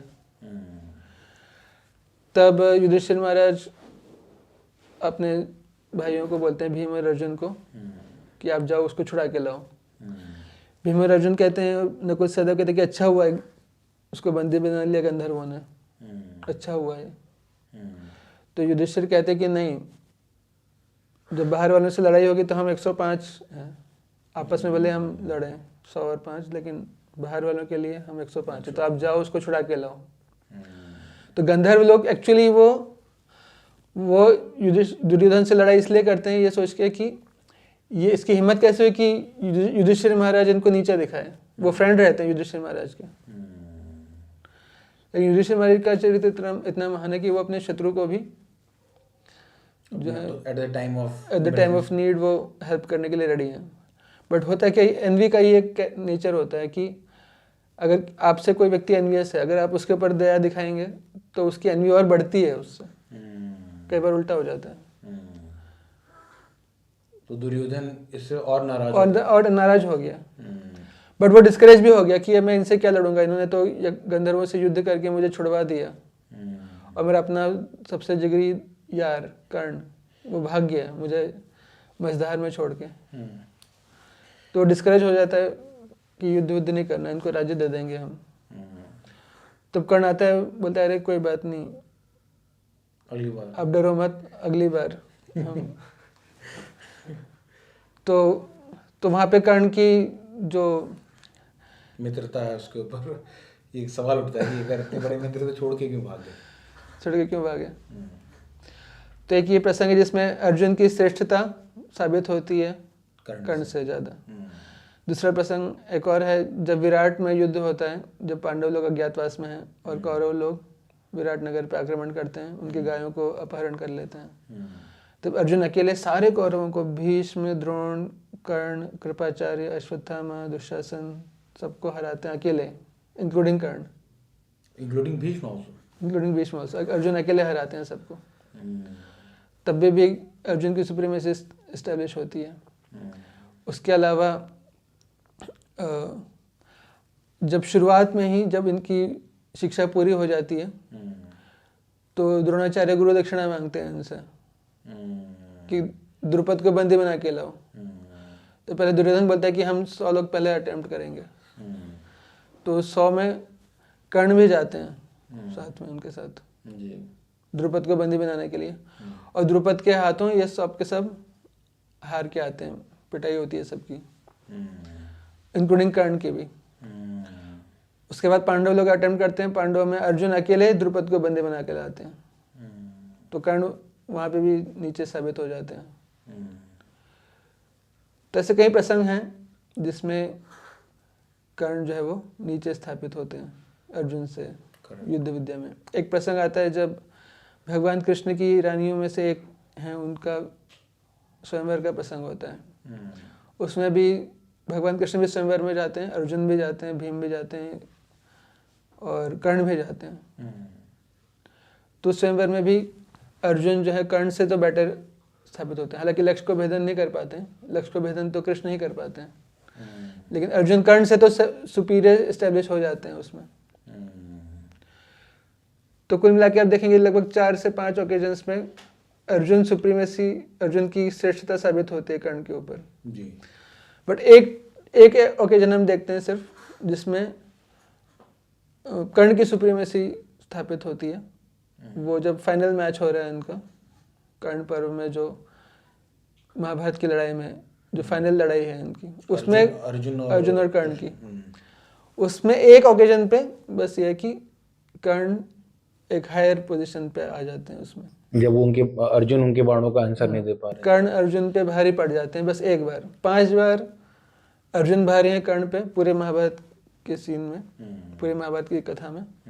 एक बार फाइनल मैच में कर्ण भारी रहते हैं, बट वो फिर उनका पहिया फंस जाता है और फिर कृष्ण अर्जुन को बोलते हैं कि इसको मारो। तो वो चीज़ है। तो मतलब प्रो जी, फाइटिंग स्पिरिट वाइज देखा जाए या स्किल वाइज देखा जाए तो अर्जुन सुप्रीम है और उनसे ऊपर है, कर्ण से ऊपर दिख रहे हैं। कर्ण भी बराबरी के ही हैं कहीं कहीं पे, बट मुझे जो जैसा आपने इससे पहले जो आंसर बताया था कि करेक्टर वाइज जो देखा जाए तो कर्ण का जो करेक्टर है due to association of Duryodhan, जिसकी वजह से उनके अंदर थोड़ा जो डार्क करेक्टर है वो ज़्यादा स्ट्रांग है। हाँ, और कई बार तो वो दुर्योधन से भी ज़्यादा मतलब लोअर कैरेक्टर वो दिखाते हैं अपना कर्ण।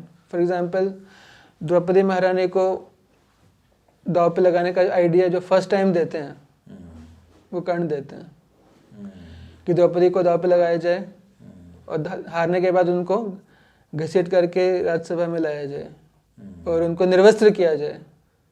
ये आइडिया भी कर्ण का ही था। ये कहीं वो इसकी वजह से नहीं कि मेरी शादी नहीं हो पाई द्रौपदी से स्वयंवर में, तो कारण जो भी हो, बट ये बहुत गलत है। तो कर्ण का अपराध और ज़्यादा है। मतलब दुर्योधन भी जो जो सोचने से डरता है वो कर्ण बोलता है, और फिर दुर्योधन करता है वैसे। और द्रौपदी का वस्त्र हरण हो, ये आइडिया भी इन्हीं का ही है, कर्ण जी का। अगर ये वस्त्र हरण की जैसे आप बात कर रहे हैं भाई, तो एक इस पे भी कई बार लोग सवाल उठाते हैं कि एट द टाइम ऑफ वस्त्र हरण, पहले बात तो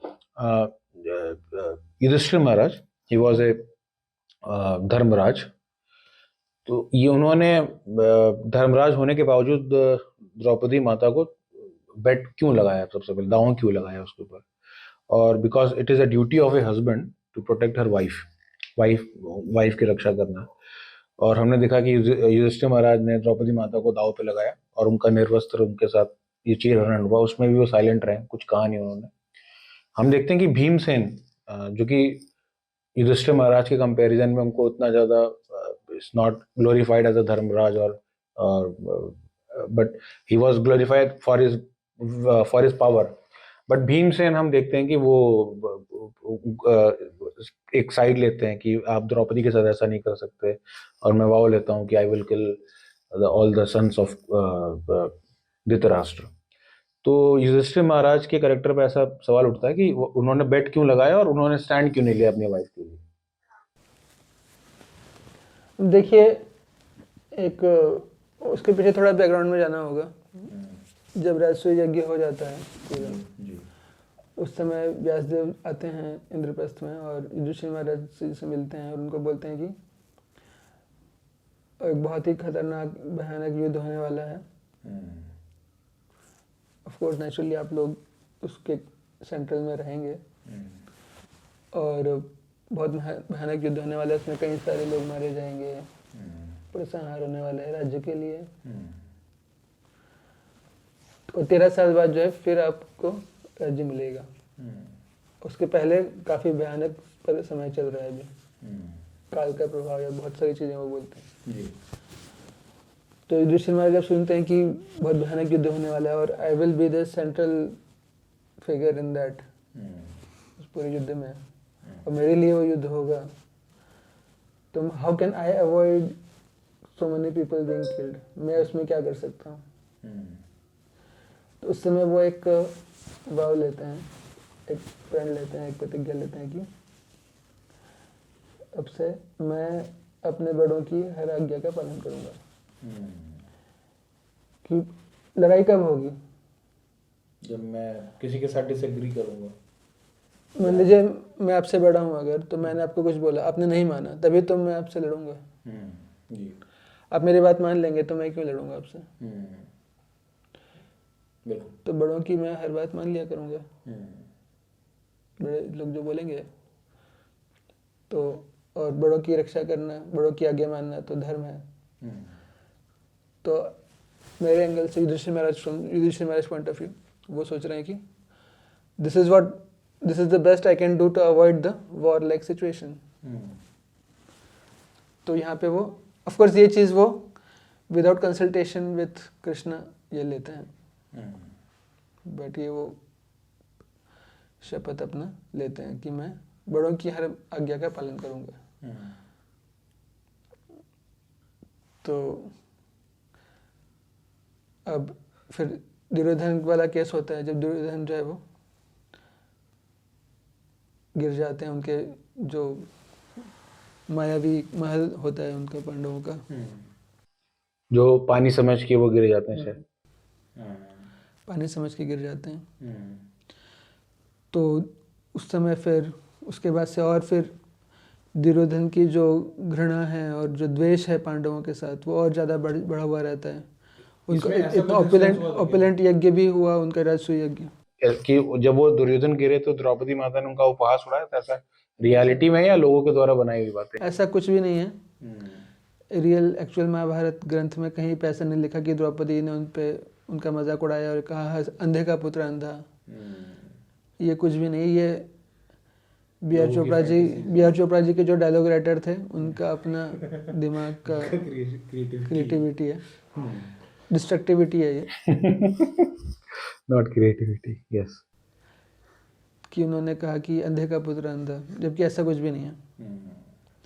वो अपने आप में इतना ज़्यादा द्वेष में चल रहा था, और वो महल भी मायावी था। उसमें आपको पता ही है कि उसमें जो आग है वो ज़मीन की तरह दिखता था, ज़मीन जो है पानी की तरह दिखता था, पानी कुछ अलग ही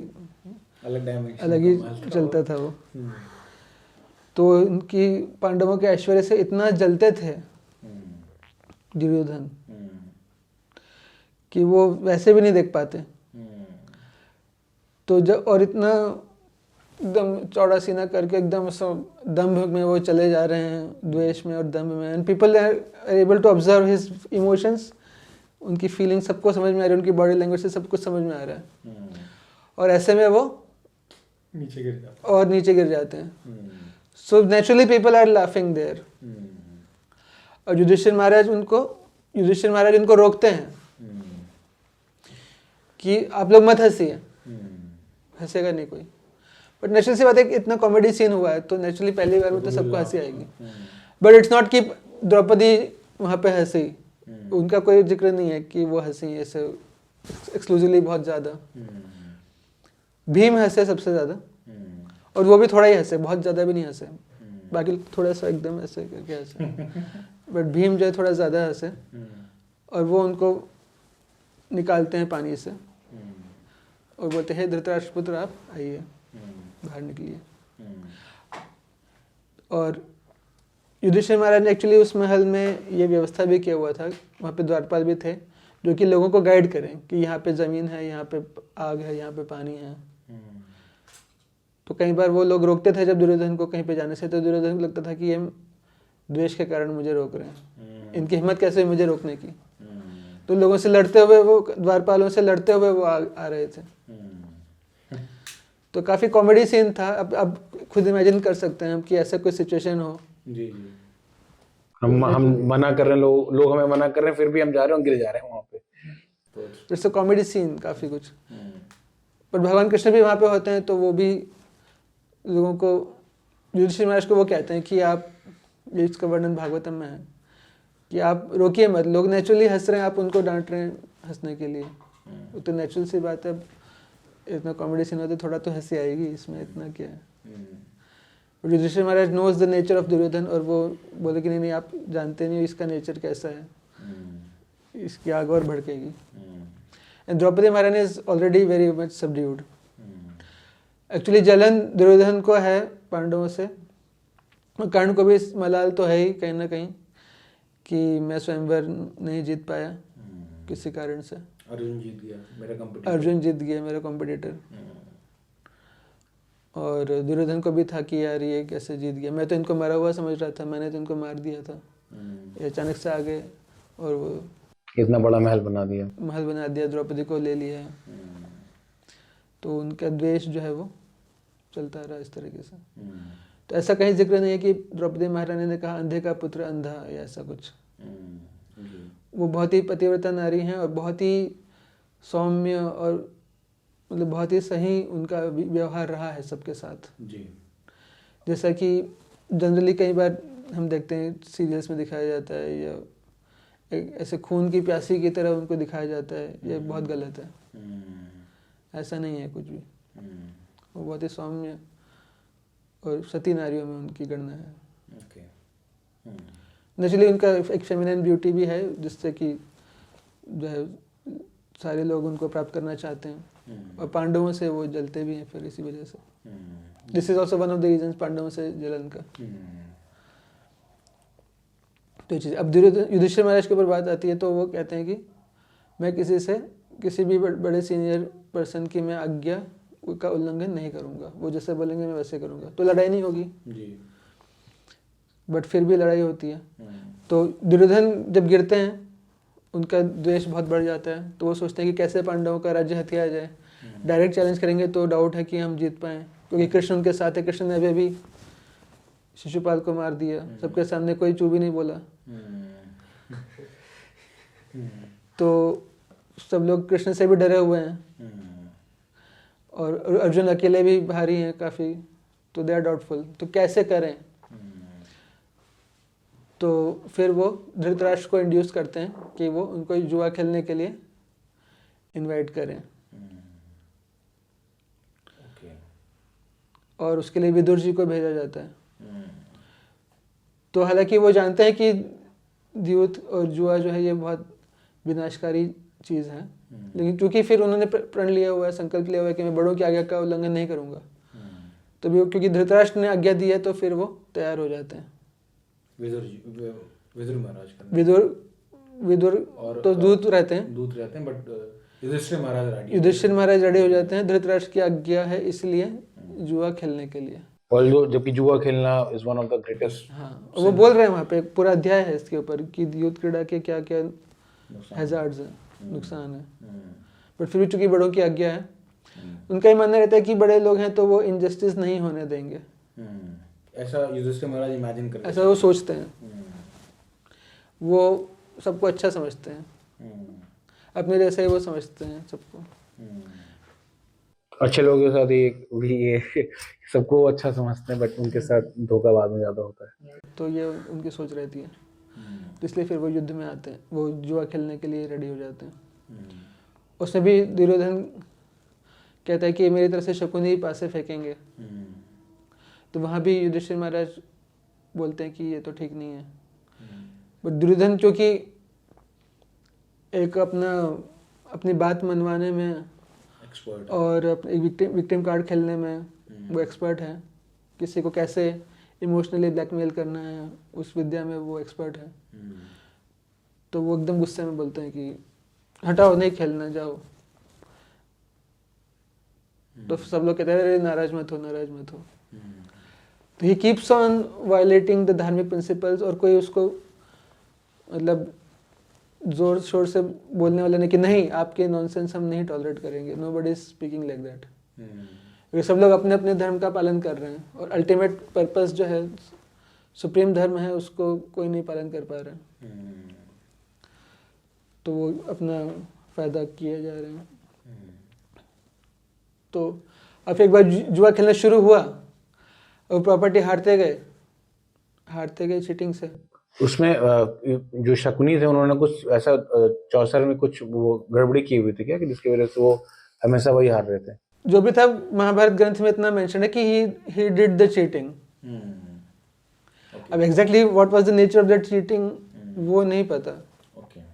वो उसमें एक आर्टिस्टिक लाइसेंस है आपका कि आप कुछ भी चीटिंग दिखा सकते हैं, बट उसमें एग्जैक्टली मेंशन नहीं है कि क्या चीटिंग हुआ। बस महाभारत में ये मेंशन है कि हाँ ये गेम हुआ, उन्होंने पासा फेंका और he lost. Yudhishthir Maharaj lost, he won. तो बट ये मेंशन है कि हम उन्होंने चीटिंग को कर रहे थे, तो ये चीज था, वो दाव पे लगाए जा रहे थे अपनी बाजियां। अब चूंकि पांडवों ने जो राज्य प्राप्त किया, तो ऐसा तो है नहीं कि युधिष्ठिर महाराज ने अकेले युद्ध करके प्राप्त किया, उसमें सारे योद्धाओं का, चारों पांडवों ने युद्ध किया चारों दिशाओं में अलग अलग जाके, सबने वो ऐश्वर्य कमाया है। तो युधिष्ठिर महाराज खोना भी नहीं चाहते कि भाई मैंने अकेले ने तो कमाया नहीं है, सबने मिलके कमाया है। तो इसलिए फिर वो एक के बाद एक करके उस ट्रैप में फंसते जाते हैं। हाँ, फिर अपने सबसे छोटे भाई नकुल सहदेव को दांव पे लगाते हैं। Nobody opposes. एक इंसान को आप दांव पे लगा रहे हो, जो दांव पे लग रहा है वो भी अपोज नहीं कर रहे हैं, और जो लगा रहे हैं वो तो पूरा अभी उस चीज़ में एब्जॉर्ब हो चुके हैं, और वो तो अपने सोचने समझने की क्षमता खो चुके हैं। युधिष्ठिर महाराज जो हैं वो तो पूरा एक उस ट्रैप में फंस चुके हैं। अब उनको कोई कुछ भी बोल के इंड्यूस कराता है फिर, तो वो फिर उसको अपोज कर ही नहीं पाते हैं। ये that's the nature of this gambling. लोग फंस जाते हैं तो उनको लगता है अब अगली बारी अगली बार उससे ट्रैप से निकल नहीं पाते हैं। तो कोई भी अपोज नहीं कर रहा है, पांचों पांडव चारों को हार गए, खुद को भी हार गए, फिर भी कोई अपोज नहीं कर रहे हैं कि आप इंसान को कैसे दांव पे लगा रहे हो। जब although Bhishma Pitamah Dronacharya everyone is sitting, फिर लास्ट में जब वो बोलते हैं अब तो मेरे पास कुछ भी नहीं बचा, सारी प्रॉपर्टी सारा राज्य अपने चारों भाइयों को, अपने आप को भी मैं हार गया हूँ, अब मैं किसी को दांव पे नहीं लगा सकता। तब फिर कर्ण आइडिया देता है कैसे कैसे जो मेन द्रौपदी हैं उनको तो अपने दांव पे लगाया ही नहीं, तो फिर वो दांव पे लगा देते हैं। आई नॉट से कि that's a good thing to do, but वो ऑलरेडी वो ट्रैप में फंस चुके हैं। अब क्योंकि बोले कि भाई आप एक को दांव पे लगा के बाकी सारी जो भी आपने हार आप सारा जीत सकते हो दोबारा से, you have a chance to, you have chance. MPL वालों की तरह लग रहा है ये ब्रो जी, जैसे वो क्रिकेट में गेम बनाते हैं टीम ड्रीम 11 कि आप 2 करोड़ को जीत सकते हैं और लोग so many peoples are playing but ultimately मान लीजिए किसी चीज में आपने 10 लाख रुपए लगा चुके हो, तो आपको बोलेगा ना कि यार 10 लाख तो लगा ही दिए, आप बाहर निकलोगे अब जाके तो फिर क्या है, मतलब 10 लाख तो टोटल वेस्ट हो गया, बट आपके पास एक मौका और है, 10 लाख और लगाओ और सारे के सारे अब जीत लो। तो कई लोग उधार लेके इधर से उधर से लगा देते हैं। That's the nature of the gambling. तो इसलिए गैम्बलिंग को सबसे बेकार बताया गया है, जितने व्यसनों में सबसे बेकार गैम्बलिंग को बताया गया है। शराब कोई पी रहा है तो खुद का नुकसान करेगा, isn't it? मांस खाने की बात करें तो कितना मांस खा लेगा कोई, गैम्बलिंग में तो सबके सब बर्बाद हो जाते सब एक व्यक्ति नहीं पूरा सब लोग हारते हैं उसके साथ जितने लोग हैं। तो इस वजह से उन्होंने मतलब ही was involve in a trap और वो अपना एक सेंस ऑफ डिस्क्रिमिनेशन भूल चुके हैं जिसकी वजह से वो लगातार हारते जा रहे हैं। द्रौपदी माता को हारने से पहले वो अपने आप को भी हार चुके हैं and he has lost his intelligence, that's why he has bet mother Draupadi also. Coming to the Bhishma Pitama is also one of the greatest Mahajan, one of the Mahajan in 12 Mahajan. Bhishma Pitamah भी वहां बैठे हुए हैं और वो भी देख रहे हैं कि द्रौपदी माता के साथ जो उनकी पुत्र वधू उनकी बहू है कुल उनके उनके उनके उनके कुरुवंश के अंदर, तो उनके साथ ऐसा अपमान हो रहा है, उनके वस्त्र कुछ इस तरीके से उनको निर्वस्त्र करने का प्रयास किया जा रहा है। Why Bhishma Pitama is not taking in his stand? Because he was one of the greatest Mahajan. तो कई बार लोग बोलते हैं कि he was loyal to the king, that's why उन्होंने कुछ प्रोटेस्ट नहीं किया। So my question is that कि क्या राजा के प्रति वफादार रहना ज्यादा जरूरी है या धर्म किसी महिला के साथ अधर्म किया जा रहा है, उसका अपमान किया जा रहा है और उसको उसकी रक्षा करना वो ज्यादा जरूरी है। So अगर भीष्म पितामह वो नेग्लेक्ट कर रहे हैं then how he is one of the Mahajan, because it's a doubt on his character, because उन्होंने स्टैंड नहीं लिया। तो कई बार लोग इस तरीके से भी प्रश्न पूछते हैं भीष्म पितामह के ऊपर, इसके इस एंगल को कैसे हम समझें? एक्चुअली ये काफ़ी डिफ़िकल्ट है इसको समझना। आई विल नॉट से कि मैं जो इसमें सोचता हूँ वो परफेक्ट है, और इसमें मैंने देखा है कई सारे सीनियर डिवोटीज़ के भी अलग अलग इसमें ओपिनियन रहते हैं, लेकिन मैंने जो समझा है वो मैं जस्ट शेयर करूँगा। I am not representing anybody else, मैं अपनी अंडरस्टैंडिंग को रिप्रेजेंट कर रहा हूँ, और I may be wrong also, तो I have no objection in admitting कि I may be wrong also at times.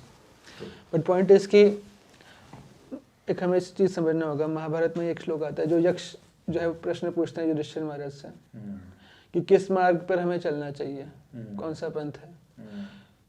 तो उसमें एक श्लोक युधिष्ठिर महाराज कहते हैं कि तर्को अप्रतिष्ठम श्रुतयो विभिन्न नासो मुनिर यस्य मतम न भिन्नम धर्मस्य तत्वम निहितम गुहायाम महाजनो येन गतः स पंथः।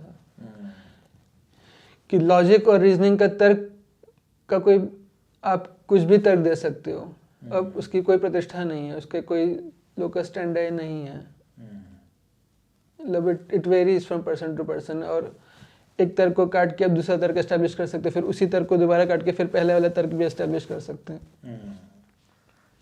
डिपेंड्स कि आप कितने इंटेलिजेंट हैं, but that is not the basis जिसके आधार पे आप अल्टीमेट ट्रुथ को जज कर सकें। श्रुतियों विभिन्न, अलग अलग शास्त्रों में अलग अलग श्रुतियों में, ग्रंथों में अलग अलग वर्डिक्ट दिए जाते हैं। अलग अलग ऋषियों के पास आप जाएंगे, सब ऋषियों का भी अलग अलग मत होता है। तो धर्म के जब सिद्धांत होते हैं ये बहुत गूढ़ होते हैं। तो महाजनों के गाइडेंस में ही हम इसको समझ सकते हैं। महाजनों ये ने गता सपन था। तो it's very complicated to understand. Vishnu Pitamah की बात करें तो महाभारत में जो एक्चुअली जो विष्णु पितामह बोलते हैं, उनसे जब पूछा जाता है, द्रौपदी उनसे पूछती है जैसे, और सबसे पूछते हैं कि क्या ये उचित है कि जो है युधिष्ठिर महाराज अपने आप को हार गए, उसके बाद मुझे दांव पे लगा रहे हैं और फिर मुझे हार भी रहे हैं। तो क्या ये ठीक है? कैसे?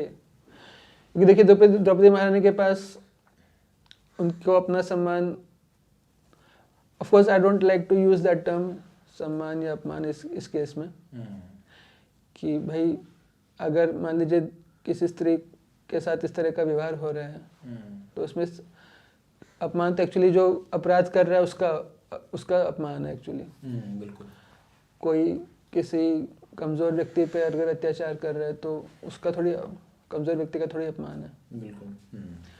आई don't want to use that terminology but just to understand I am using it.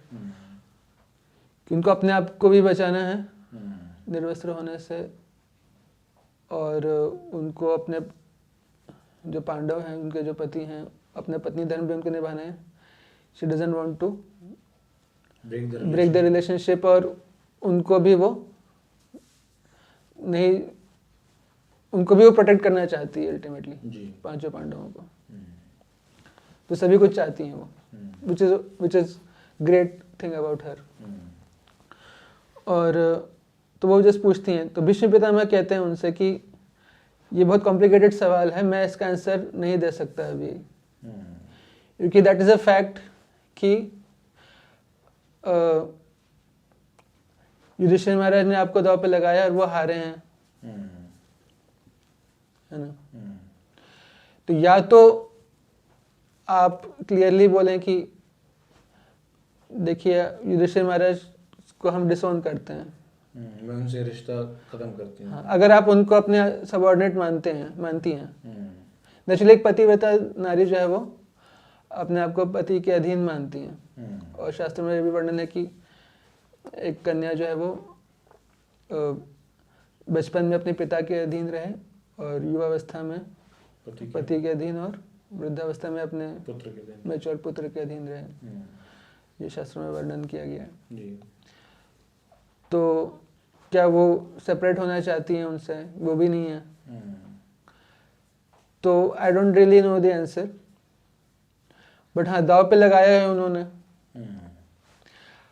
Yudhishthir, Duryodhan और उनको ऐसा नहीं करना चाहिए आइडियली, बट वो उन्होंने जीता है आपको। पॉइंट इसकी भीष्म पितामह उनको ये कह रहे हैं कि अगर युधिष्ठिर महाराज ये एक्सेप्ट कर लें कि ये जो मैच हो रहा है ये अनफेयर हो रहा है और मेरे साथ चीटिंग हो रहा है, चीटिंग करके मुझे हराया जा रहा है और मुझे गलत तरीके से इंड्यूस किया गया चौसर खेलने के लिए, आपको दाव पे लगाने के लिए, that's not what I actually want, लेकिन मुझे प्रेशराइज किया गया किसी तरीके से, गलत तरीके से इंड्यूस किया गया, मुझे हराया गया चीटिंग करके, ये वॉट एवर लाइक। अगर ऐसा वो युधिष्ठिर महाराज एक्सेप्ट कर लेते हैं, then we can do something to stop it. या फिर आप, क्योंकि पति का अधिकार या तो आप खुद बोल दें कि मैं इनको डिसोन करती हूँ, they are not my protectors, वो मेरे पति नहीं है। अगर आप ये कह दें तो फिर एक स्त्री होने के नाते आपको प्योरली आपके सम्मान की रक्षा की जाएगी, purely as a society, because आप उनकी प्रॉपर्टी नहीं है, मतलब you are not under their jurisdictions कि आपको दाव पे लगा सकें। तो बहुत कॉम्प्लेक्स मैटर है इसमें। और दुर्योधन ने उनको जो है वो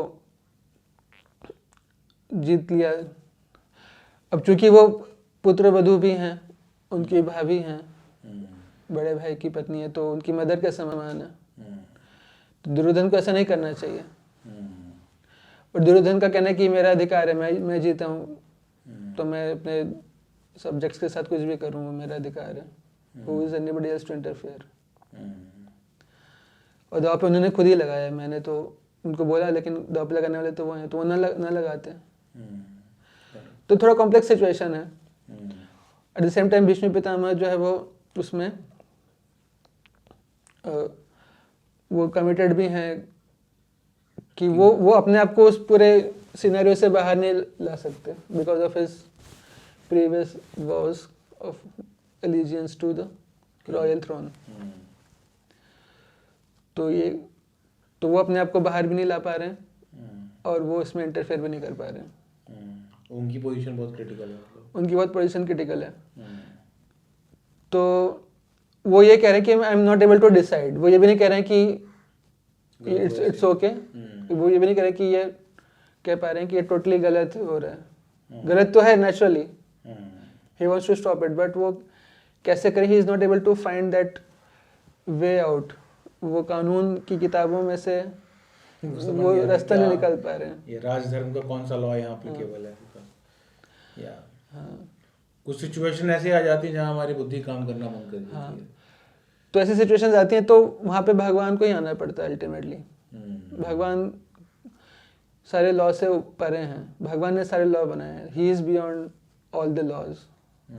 तो कृष्ण के बिहेवियर में आप देखेंगे कि he is not bound by anything, any laws. He follows to the extent possible, but जहाँ पे वो देखते हैं परम धर्म क्या है, अल्टीमेट सोसाइटी का उत्कर्ष किस चीज़ में है, सुप्रीम रिलीजन क्या है, परम धर्म क्या है, उसको एस्टेब्लिश करने के लिए वो किसी भी हद तक चले जाते हैं। बाकियों के लिए थोड़े डायलेमास रहते हैं। वो नेचुरल भी है, वो होने भी चाहिए, कुछ रिस्ट्रिक्शंस होने चाहिए।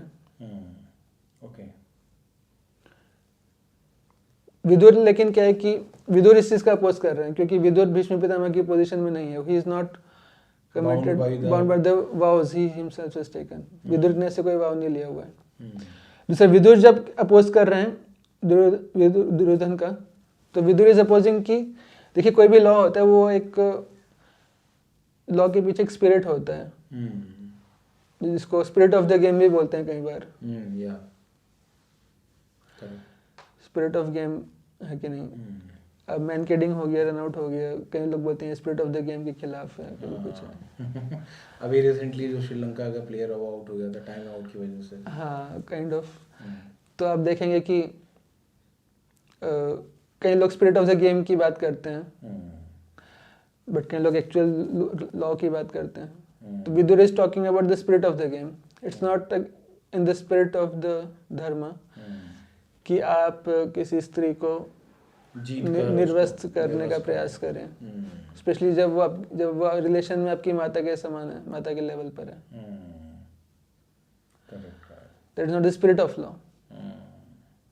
भले ही आपने जीता क्यों ना हो। हाँ, जीता क्यों ना हो, भले ही। And Duryodhan being the like वो अधर्म का जड़ है। महाभारत की शुरुआत में ये बोला गया कि अधर्म की जड़ है दुर्योधन एक्चुअली। कई बार आई एम सरप्राइज, लेकिन हम देखते हैं कई बार कि महाभारत का दोष कई बार कई लोग अलग अलग लोगों पर लगाते हैं। कई लोग कहते हैं कि भीष्म ने ऐसा नहीं किया होता तो युद्ध नहीं होता, उसने ऐसा नहीं किया होता तो युद्ध नहीं होता, द्रौपदी को दाव पर नहीं लगाया होता तो युद्ध नहीं होता। कई बार तो कृष्ण को ही दोष लगा देते हैं। लोग कृष्ण पे दोष लगा देते हैं कि कृष्ण ने ये नहीं किया होता तो युद्ध नहीं होता, पॉलिटिक्स नहीं किया होता तो युद्ध नहीं होता, अर्जुन को उकसा दिया बेफालतू में। तो सबको दोष देंगे सिवाय दुर्योधन के, जबकि अल्टीमेटली जड़ दुर्योधन है सबसे बड़ा। That's my understanding. That is genuine understanding. वो अधर्म का मूल है दुर्योधन। इनफैक्ट धृतराष्ट्र से भी ज्यादा वो कारण है। भाई किसी घर में चोरी होती है तो कौन कारण है? चोर कारण है ना। सबसे मेन प्राइमरी कारण तो चोर है। आप कह सकते हो कि इसने लॉक नहीं लगाया, इसने पुलिस को नहीं बताया, पुलिस कहाँ थी, वो अलग अलग रीजन, वो तो अलग अलग है, वो सेकेंडरी रीजन है। प्राइमरी रीजन तो चोर है ना। करेक्ट। तो चोर के ऊपर बहुत कम बात होती है। लोग सेकेंडरी रीजंस पे ज़्यादा बात हाँ, हाँ, और बाकी कैरेक्टर्स का भी आप देखें तो एक चीज़ समझना चाहिए कि जो एक धर्म के मार्ग पर चलने का प्रयास कर रहे हैं लोग, उनसे बहुत ज़्यादा एक्सपेक्टेशन होती है। जब जैसे भीष्म पितामह विष्णु पिता से बहुत ज़्यादा, मतलब उन्होंने अपने खुद के लिए कुछ किया ही नहीं अपने जीवन में, उनके ऊपर दोष लगाए जा रहे हैं। ठीक है, मतलब एक जेन्युइन क्वेश्चन होना चाहिए, but people are so much against. Yudhishthir Maharaj पे क्वेश्चन लगा दे रहे हैं, उनकी एक गलती है, अगर गलती माने भी तो एक गलती है, तो जबकि उन्होंने जीवन में कभी कुछ गलत नहीं किया, सबका कल्याण देखा उन्होंने। जब पूछा गया द्रोणाचार्य के द्वारा युधिष्ठिर महाराज से कि जाओ ढूंढ के पूरे शहर में घूमो और पता करो कि तुमसे बेकार व्यक्ति कौन है, सॉरी, सबसे बेकार व्यक्ति कौन है। तो युधिष्ठिर महाराज आते हैं वापस, बोलते कि मैं ही सबसे बेकार हूँ। और दुर्योधन को बोला जाता है सेम चीज़, दुर्योधन कहते हैं कि उनको बोला जाता है कि आप पता करें सबसे अच्छा व्यक्ति कौन है, तो दुर्योधन कहता है कि मैं ही सबसे अच्छा हूँ, मुझसे बेस्ट कोई नहीं है। तो ऐसे व्यक्तियों पर हम उनको ज़्यादा क्रिटिकली देख रहे हैं, मुझे ऐसा लगता है। कुंती महारानी को हम ज़्यादा क्रिटिकली देख रहे हैं। दुष्ट लोगों से एक्सपेक्टेशन भी नहीं है और वो थोड़ी सी अच्छाई कर देते हैं दुष्ट लोग, है ना, थोड़ा सा दान दे देंगे किसी को तो उसको बड़ा चढ़ा के बीइंग ह्यूमन चला रहे हैं तो उसको करेक्ट, उसको बहुत ज़्यादा ग्लोरीफाई कर देते हैं कि हाँ इसने इतना बड़ा महान काम किया। और जो बेचारा अच्छा काम, उसने एक गलती कर दी तो पूरा मीडिया सब लोग उसके पीछे पड़ जाए, उसके खिलाफ हो जाते हैं। ये मतलब शुरू से ही प्रॉब्लम है, दिस नॉट करंट प्रॉब्लम। ये करंट प्रॉब्लम है, और इसका जो सबसे ज़्यादा, ये Duryodhan is the founder of that. वो कलयुग का अवतार है। ये सब लक्षण हम कलयुग में ज़्यादा देखते हैं। जी, विक्टिम कार्ड खेलना, धर्म का जल बना, कुछ भी होता है वो ये धमकी देता है मैं सुसाइड कर लूंगा, हर बात में धमकी उसकी रहती है, रेडी रहता है उसका। अच्छा, दुर्योधन को सुसाइड की धमकी देते थे? सुसाइड की धमकी उसकी हमेशा रेडी रहती है कि मेरे जीने का कोई फायदा नहीं है। धृतराष्ट्र महाराज को, धृतराष्ट्र को, सबको। तो ये उनका रहता है।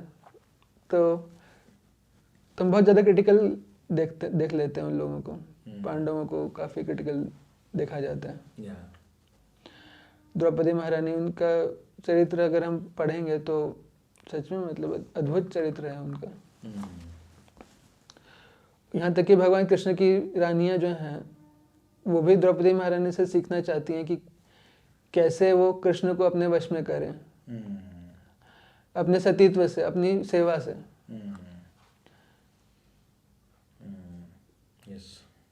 तो द्रौपदी महारानी से वो आशीर्वाद लेती हैं, उनसे शिक्षा प्राप्त करती हैं।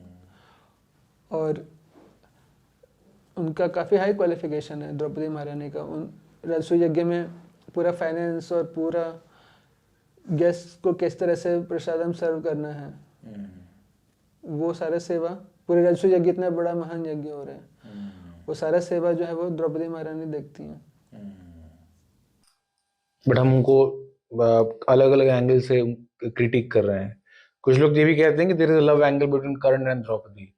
ये सब उनकी फैंटेसी है, people are creating fantasy and they are judging fantasy है, क्योंकि मॉडर्न टाइम्स में आप देखेंगे कि ये विक्टिम, देखिए जनरली एक मूवमेंट चलता है, जैसे हम देखते हैं कि एक फेमिनाइन वो है, एक वो जिसको जनरली आजकल बोला जाता है, जिसमें कि वुमेन को हम ये करें वुमेन लिबरेशन के नाम पे, किस तरह से वुमेन एम्पावर, वैदिक society is actually women empowerment. अब देखें कि एक वुमेन का अपमान हो रहा है, उसकी वजह से महाभारत हो रहा है, और एक वुमेन का सम्मान जो है वो इतना इम्पोर्टेंट है कि लोग लड़ रहे हैं उसके लिए। महाभारत की लड़ाई हुई, रामायण का युद्ध हुआ, तो that is real women empowerment. And at times women have the power to call the shots basically, कि they take a call कि क्या करना है क्या नहीं करना है। वैदिक सोसाइटी में काफ़ी हद तक हम देखते हैं। Although they subordinate but chest women का काफ़ी रिस्पेक्ट दिया जाता है वैदिक कल्चर में।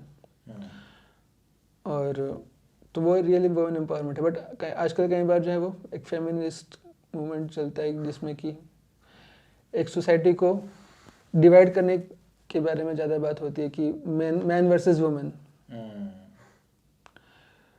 How women can be empowered by equating to the men. देखिए man and women are both are having equal importance but they are not identical in all respects. But वो आज के डेट में they want to copy this, उनकी तरह dress पहनना, उनकी तरीके से हेयर रखना। इवन जेनेटिकली भी कई लोग कह रहे हैं कि I am women but I am identifying myself as a man. Now this things are also going on the name of empowerment. हाँ तो ये सब वर्ल्ड को डिवाइड किया गया ऑपरेसिव और ऑपरेसर क्लास में। तो at times women are oppressed class, at times some lower caste are oppressed class, कभी particular religion are oppressed class, कभी कोई। तो ये क्लासिफाई किया जा रहा है आजकल oppressed and oppressor, oppressed and oppressor. तो एक तरफ लोअर कास्ट, कर्ण को लोअर कास्ट माना जाता है ना। तो कर्ण एक ऑपरेस्ड क्लास कर्ण हो गया, एक ऑपरेस्ड क्लास वुमेन हो गया। तो यहाँ तो दोनों ऑपरेस्ड क्लास की आपस में संघर्ष दिख रहा है। तो ये तो वो जो इस तरह की जो आइडेंटिटी पॉलिटिक्स जो है इस पे जो लोग ज़्यादा बिलीव करते हैं उनके लिए तो ये डायलेमा है ना कि किसको सपोर्ट करें। एक लोअर कास्ट को, जो सो कॉल्ड लोअर कास्ट है, और उसको ऑपरेस्ड क्लास का झगड़ा में से और इस ऑपरेस्ड क्लास में से किसको सपोर्ट करें। तो ये बड़ा डायलेमा है उन लोगों के लिए। तो क्या करें, दोनों को ही भिड़ा देते हैं, दोनों को मिला देते हैं, तो उनका एक अफेयर चला देते हैं। Karna and Draupadi, internally Draupadi also wants कि कर्ण से उनका विवाह होना चाहिए था। This is very dangerous kind of thing because ये छोटी छोटी चीजें हैं, अगर some very innocent readers are reading or they are hearing, तो उनका पूरा faith, उनका पूरा पर्सपेक्टिव स्क्रिप्चर्स को लेके चेंज हो सकता है। बिकॉज समवन, अगर कोई पढ़ लेता है कि द्रौपदी एंड कर्ण के बीच में रिलेशन, तो द्रौपदी का जैसा आप बता रहे थे, उनकी इतनी चैस्टिटी, उनका डिवाइन करेक्टर है, तो ही कैन नेवर इमेजिन, तो पूरा पर्सपेक्टिव चेंज हो जाएगा उसका। तो ये लोगों की फैंटेसी है। आई विल नॉट से कि all of them are politically motivated, but उनकी अपनी एक फैंटेसी भी है लोगों की। अलग अलग अपने दिमाग कुछ भी सोचते रहे, उसमें कोई लिमिट ही नहीं है। तो ये फैंटेसी है एक तरह की। तो मैं जो ऐसे फैंटेसी वाले लोग हैं उनसे मेरे रिक्वेस्ट है कि आप अपने कैरेक्टर्स बनाएं, अपना ग्रंथ लिखें, उसमें अपने जिससे फैंटेसाइज करना आप करते रहें, और करते भी हैं लोग। महाभारत और रामायण के कैरेक्टर्स को, वो जो एक्चुअल पीपल हैं, भगवान राम और कृष्ण और सीता माता और राधा रानी और पांडवों में से द्रौपदी, और इनको क्यों आप बीच में ला रहे हैं? आप अपनी मानसिक कैपेबिलिटीज पे भरोसा रखिए और एक नए कैरेक्टर्स, नए नाम रखिए। बिकॉज दे थिंक कि already these things are very demanding, काफी फेमस है, लोग पढ़ना चाहते हैं। People want to learn, they want to like use these words. कुछ उनको होना चाहिए, शिव पार्वती, भीम, युधिष्ठिर, अर्जुन, कुछ ऐसे नाम उनको दिखने चाहिए। तो लोग सुनेंगे नहीं, कोई अलग से नॉवेल कौन पढ़ेगा? तो अलग अलग लोग बुक लिखना चाहते हैं फिर कि महाभारत फ्रॉम द्रौपदीज पर्सपेक्टिव, अपने उसमें फिर वो feminist angle, this is my Gita, my Gita, अपने अपने राम, अपने अपने Draupadi. Correct. So I would like to conclude with the final very important question. जैसे आपने बताया कि लोग अपने अपने इंटरप्रिटेशंस, अपने अपने फैंटेसीज डाल रहे हैं। So if someone wants to read about a genuine Mahabharata, or he wants to listen or hear, or he want to read, so which publication or which book you will recommend to जिसको अगर which is bona fide and genuine for understanding and reading Mahabharata? आप क्या recommend करेंगे प्रभु जी? मैंने जो किया है वो मैं बता सकता हूँ। मैंने तो पर्सनली देखिए, मैंने श्रीमद् भागवतम पढ़ा है, उससे मैंने पर्सपेक्टिव्स, क्योंकि उसमें एक ब्रॉडर पर्सपेक्टिव, एक ओवरऑल अल्टीमेट पर्सपेक्टिव उससे हमें मिलता है श्रीमद् भागवतम से। श्रीमद् भागवतम के एंगल से महाभारत को देखना, उससे हमें एक्चुअल पर्सपेक्टिव, ओवरऑल पर्सपेक्टिव मिलता है, जो अल्टीमेट ट्रुथ है। अदरवाइज इंडिपेंडेंटली आप महाभारत पढ़ते हैं without the background of Shrimad Bhagavatam, तो फिर उसमें भ्रमित होने के चांसेस ज़्यादा रहेंगे। करेक्ट। हैविंग सेड दैट, अगर भागवतम, श्रीमद् भागवतम पढ़ने के बाद श्रील प्रभुपाद ने जो श्रीमद् भागवतम लिखा है उसके ऊपर जो कमेंट दिए हैं, श्रीमद् भागवतम पढ़ने के बाद फिर इस्कॉन में भी कुछ पब्लिकेशंस हैं जिन्होंने महाभारत लिखा है, जो मैंने पढ़ा है, by Krishna Dharma Prabhu, and there so many devotees, ISKCON devotees जिन्होंने महाभारत के ऊपर उसको स्टोरी फॉर्म में लिखा है, तो वो I will recommend. Other than that, I have read Gita Press Mahabharata. मेरे को उसमें ट्रांसलेशंस एक्यूरेट लगे। गीता प्रेस में I really recommend it. But उसमें भी सबसे इम्पोर्टेंट ये है कि rather than focusing on simply text, उसको हमें किसी भक्त के, साधु संतों के गाइडेंस में पढ़ना चाहिए। Correct. Otherwise we can interpret something different. Otherwise आपको डिफरेंट, देखिए हर चीज़ हर व्यक्ति के लिए नहीं होता है, और हर चीज़ हर टाइम, हर प्लेस, हर सर्कमस्टेंस के लिए भी नहीं होता है। महाभारत में क्या है, उस समय एक कल्चर था, कई चीज़ें थी उस सोसाइटी में एक्सेप्टेबल थी, सोसाइटी को गवर्न करने के लिए कई सारे रूल्स हुआ करते थे जो आज की डेट में एप्लीकेबल नहीं है। जो आज की डेट में एप्लीकेबल नहीं है। वी लिव डिफरेंटली, हमारी कैपेसिटीज डिफरेंट हैं, तो हमारे लिए धर्म भी डिफरेंट है। प्रिंसिपल्स आर कॉमन, बट उसका एप्लीकेशन कैसे करना है वो चीज़ चेंज होता है।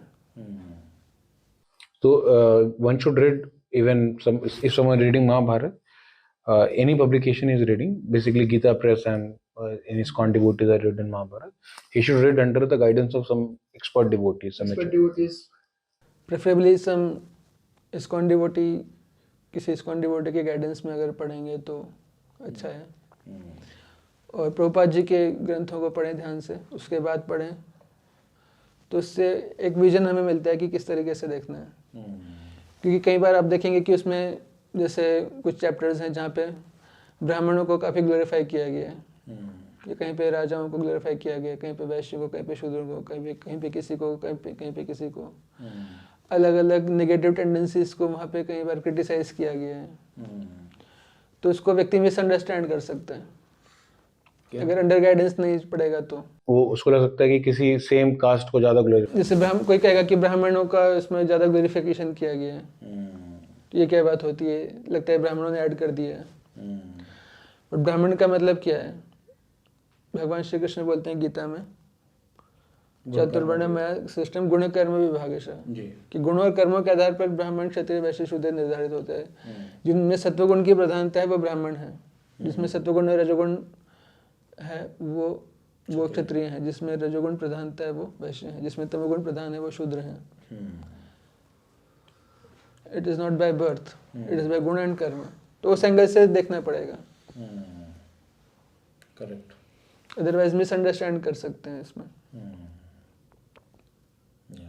सो ओवरऑल इफ कोई पढ़ना चाहता है तो उसको किसी एक्सपर्ट डिवोटी के और के गाइडेंस में अगर इसको कोई पढ़े तो वो ज़्यादा उनके लिए बेनिफिट होगा। और साथ साथ जो प्रभुपाद जी की बुक्स हैं और स्पेशली श्रीमद् भागवतम, ताकि एक ओवरव्यू लेके उसको पढ़ा जाए तो महाभारत का फ़ायदा हम ज़्यादा उठा सकते हैं। दूसरा एक ही उसमें हमें एप्लीकेशन पॉइंट हमारे लिए क्या है, किसी भी श्लोक से या किसी भी कथा से, उसमें किसी भी प्रसंग से, उसमें हमारे लिए एप्लीकेबल क्या है, हमारे लिए धर्म क्या है, इसको समझना बहुत ज़रूरी है।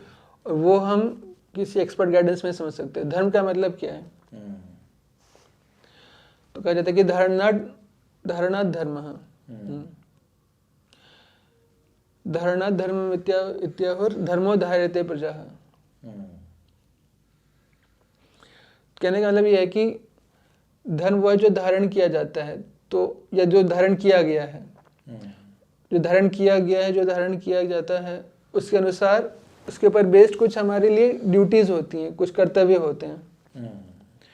तो हमारे लिए किस सिचुएशन में कौन सा कर्तव्य उचित है, इसको निर्धारित करना ये धर्म है। और वो उन ड्यूटीज को इस तरह से करना है जिसको फॉलो करके हम अपने आप को अपलिफ्ट कर सकें, एक मनुष्य अपना उद्धार कर सके, अपना उत्थान कर सके, अपने आप को अपलिफ्ट कर सके, अपने आप को ग्रो कर सके और अल्टीमेट गोल ऑफ लाइफ तक पहुंच सके। वो धर्म है। वो करना उस व्यक्ति के लिए स्वधर्म है उसका। हाँ।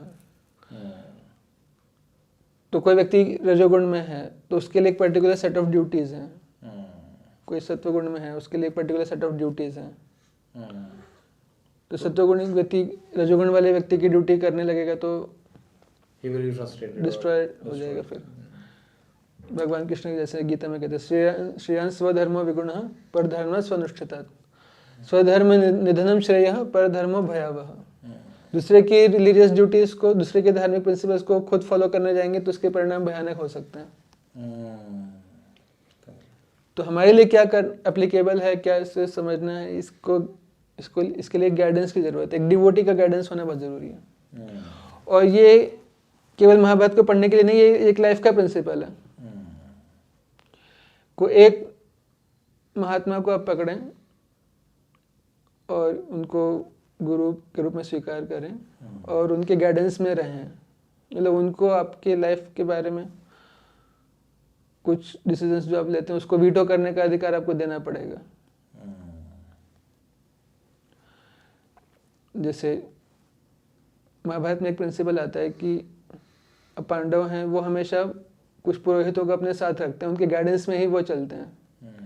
जैसे धौम्य मुनि हैं जो उनके पुरोहित हैं, वो हमेशा उनके साथ रहते हैं। तो कोई हर सिचुएशन में कोई ना कोई उनके पास गाइडेंस के लिए रहते हैं जिनकी बात वो मानते हैं इन नॉर्मल कोर्स। अदरवाइज कुछ भी उनको लगता है कि क्या हमारे लिए बेस्ट रहेगा, वो भगवान कृष्ण को बुलाते हैं, भगवान श्री कृष्ण से गाइडेंस लेते हैं। जहाँ पे वो कृष्ण से गाइडेंस नहीं लेते हैं वहाँ पे वो फंसते हैं, भले कितने भी आप अच्छे मोटिव से कुछ कार्य करें। तो ये हमारे रियल लाइफ में भी प्रिंसिपल अप्लाई होता है। इंटेंशन कितना भी अच्छा हो, but if you are not taking guidance of someone who is devotee and who is very close to Krishna or हाँ, जो मैच्योर हैं, जो जिनको समझ है, जिनकी इंटेलिजेंस शार्प है, जो एक संत हैं, साधु हैं, जो भगवान के नजदीक हैं, तो उनको हमें वीटो पावर देना पड़ेगा कि they can control us or they will not control us like robots or puppets, but हमें उनसे गाइडेंस लेना चाहिए, एडवाइस लेना चाहिए, उस एडवाइस के अकॉर्डिंग हमें एक्शन लेना चाहिए। Okay, this is a very important concept by not for reading Mahabharata. जैसा कि आपने बताया, this is a lifelong principle. Lifelong. तो अब देखेंगे हर सक्सेसफुल जो भी किंग हुए हैं, चंद्रगुप्त के पीछे चाणक्य पंडित थे, पांडवों के पीछे भगवान कृष्ण स्वयं थे, और शिवाजी के पीछे भी समर्थ रामदास उनके गुरु थे, और धार्मिक एंगल से तुकाराम जी महाराज के भी वो एसोसिएशन में रहे हैं। तो ये चीज़ आप देखेंगे, जहाँ पे गाइडेंस नहीं रहेगा वहाँ पे मिसअंडरस्टैंड हम कर सकते हैं चीज़ों को, क्योंकि कई बार हम सिचुएशंस में इतने ज़्यादा फंस जाते हैं, कॉट अप हो जाते हैं, युधिष्ठिर महाराज की तरह एक गैम्बलिंग वाले मैच में फंस जाते हैं। तो वी नीड समबडी जो हमें बाहर निकाल सके। आपने काफ़ी कुछ बताया भाई, और स्पेशली जो कंक्लूजन आपने जो बताया, that is not only related to Mahabharat but it is related to the whole life, whole foundational of spiritual life. So it's very nice to talk with you प्रोजी, आपने अपना इतना समय दिया, और we know that you are very busy, you are coming from Ghaziabad, now you are moving to Rudrapur, you have a very busy schedule. और आपने हमारे लिए अपना समय निकाला. सो वी आर वेरी ग्रेटफुल. और मुझे पर्सनली आई डोंट नो कि कितने लोग पॉडकास्ट को देखें, कितना व्यूज़ आएगा, लोगों को कितना समझ में आएगा, बट मुझे काफ़ी अच्छा लगा. मुझे काफ़ी कुछ जानने को मिला आपसे डिस्कस करके और क्वेश्चन आंसर को चर्निंग करते हुए. तो for me it is very beneficial and I hope कि जो ऑडियंस, जो लोग देख रहे हैं, व्यूवर्स, उनके लिए भी उनको भी एक अलग पर्सपेक्टिव और महाभारत में इंटरेस्ट लोगों को और बढ़ेगा.